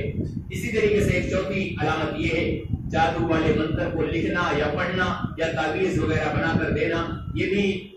شرعی عمل نہیں۔ اسی طریقے سے پانچویں نشانی یہ ہے کہ جادو والے منتر کو پڑھے جسے عام آدمی سمجھ نہ سکے۔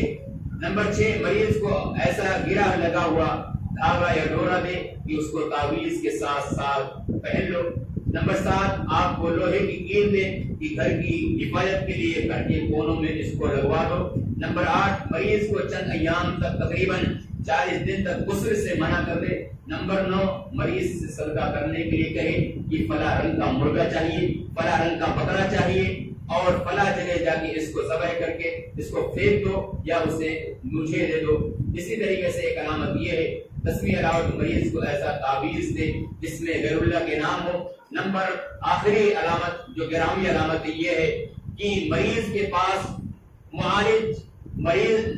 جب معالج کے پاس پہنچے تو جیسے ہی پہنچے وہ ساری چیزیں ہماری ڈیٹیل بتا دے کہ آپ کس مقصد سے آئے ہیں، آپ کا نام کیا ہے، آپ کے پاس کیا ہے، آپ کون سا کام کرتے ہیں اور آپ کیا کھا کے آئے ہیں، کن راستے سے ہو کر آئے ہیں، ساری ڈیٹیل جو دے دے وہ بھی جادوگر ہے، وہ بھی عامل و کاہن ہے، اس سے بچنے کی ضرورت ہے۔ ایسے لوگ ہمارے قرین سے ڈیٹیل لے کر وہ ہماری ساری بات بتلاتے ہیں، اس کا منہ بند کرنے کے لیے ہم یہ کہیں کہ تم ہمارے ماضی کے سلسلے میں نہیں بلکہ فیوچر کے سلسلے میں بتلاؤ۔ تو یہ آخری علامت ہے جادوگر کو پہچاننے کی۔ ہمیں چاہیے کہ ہم ان چیزوں سے بچنے کی کوشش کریں۔ رب العزت سے دعا ہے کہ رب العالمین ہم تمام کو جادو اور جنوں شیاطین کے علاج میں قرآن و سنت کے مطابق عمل پیرا ہونے کی توفیق عطا فرمائے۔ قرآن مجید کے ذریعے سے ہمیں اپنا علاج کرنے کی توفیق عطا فرمائے، اور جو بھی لوگ ان بیماریوں میں مبتلا ہے رب العالمین انہیں نجات عطا فرمائے، انہیں شفا عطا فرمائے، اور رب العالمین ہم تمام کے گناہوں کو دور فرمائے اور ہم تمام کے گناہوں کو مٹا کر رب العالمین ہمارے بیٹھنے کو یہاں قبول فرمائے اور ہماری نیکیوں کو رب العالمین آخرت کے لیے ذخیرہ اندوزی فرمائے، اور ہمارے گناہوں کو مٹا کر رب العالمین ہمارے گناہوں کو مٹا کر رب العالمین ہمارے حسنات میں اضافہ فرمائے، اور ہمارے گناہوں کو ہمارے نام اعمال سے مٹا دے، ختم فرما دے۔ آمین۔ سبحان ربک رب العزت عما یصفون والسلام علی المرسلین والحمد للہ رب العالمین۔